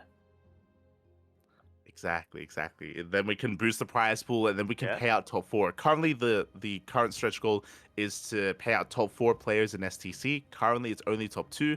Would love to give more support to those players. So do consider supporting us on Patreon. Thank you so much to all of our current patrons. We've been getting a lot of support over the past couple of months. Our Patreon has been growing quite quickly. In a short period of time. So thank you so much to all of our patrons. Thank you so much for the yeah, support. Without you guys, our events will be worse off and the scene will be worse off. So thank you. yeah, Thank you. yeah. There you go. There you go. Without you guys, we'd all be a lot worse. There you go. Otherwise, with that, thank you all for tuning in. That does wrap up all of our news of the week. Again, this is a weekly show. We go over all the events related to StarCraft 2. And Yaku, thank you so much for joining me here tonight as well. Yaku, do you have anything you want to add here before we head off for the evening? Yeah, shout out to Kuro, I imagine, for making those recap graphics that are going to be True. posted on our socials. That's very convenient way, I think, to catch up on results. Oh, yeah. Yeah, that's something that we did begin last week and we're doing again this week and every week moving forward is posting the results of all these tournaments on social media. So big shout out to Kuro. Likewise, thank you, Yaku, for joining me as well. Again, if you want to see more of Yaku, where can we find you? Panicking or on the run, or not on the run, but running. There you go. Lately, I need those endorphins lately. I've been busy Uh-huh. this month of February. But yeah, when I finally get some free time to stream, you can find me over on twitch.tv/Yakuzaku1 at some point. I'm finally gonna do the Protoss campaign for Brute War for Oh. StarCraft 1. I don't know if I'm looking forward to it, but that's gonna happen at some point eventually. Mhm. Exclamation You'll have a mark, good. yeah. Exclamation mark Discord in the chat. We'll bring you to the Cranky Ducklings Discord server. I'm there. Light is there. Kuro's there. And everyone's there. It's a pretty good time. And Twitter.com at Emperor Yakuzaku. And also now on Blue Sky, Yakuzaku. There you go. There you That's where go. I'm at. Yeah. Again, Yaku, I'm sure you're gonna enjoy the Protoss campaign. I'm sure you're gonna enjoy it. It's gonna be a great time to be had. Otherwise, you can follow me at Light_VIP on Twitch and Twitter. I do stream. I try to stream throughout the week. I've been streaming a little bit more frequently as of late. We have been intentionally freeing up a day here during the week on the CranKy Ducklings, specifically Tuesdays. Tuesdays we are leaving a little bit free for some kind of broadcasting. Sorry, Wednesdays I meant to say, for some broadcasting on our personal channels. So I have been taking advantage of that as well, streaming and doing some ladder sessions. So do look forward to that. Getting back on that horse, back into laddering because it's been so long since I've regularly laddered. I'm so incredibly rusty. Tune into the Smoge session if you wish. Otherwise, thanks so much for tuning in. Check us out here on the CranKy Ducklings. We are live every single day, multiple times a day, except for Wednesdays, of course. Our next broadcast is going to be in around 11 hours time with the OSC Season 12 Championship, low bracket round 4. We have Little League Cup at 34, day number 2 later on tonight. We have OSC King of the Hill, Amantes de StarCraft, SDO, more OSC, Sparkling Tuna Cup. We have plenty of content over the next couple of days. Do check us out. Do tune in. Oh boy. That's where we thought we had a little bit of relief. Things are picking up again. Oh yeah. Always, Matty, always.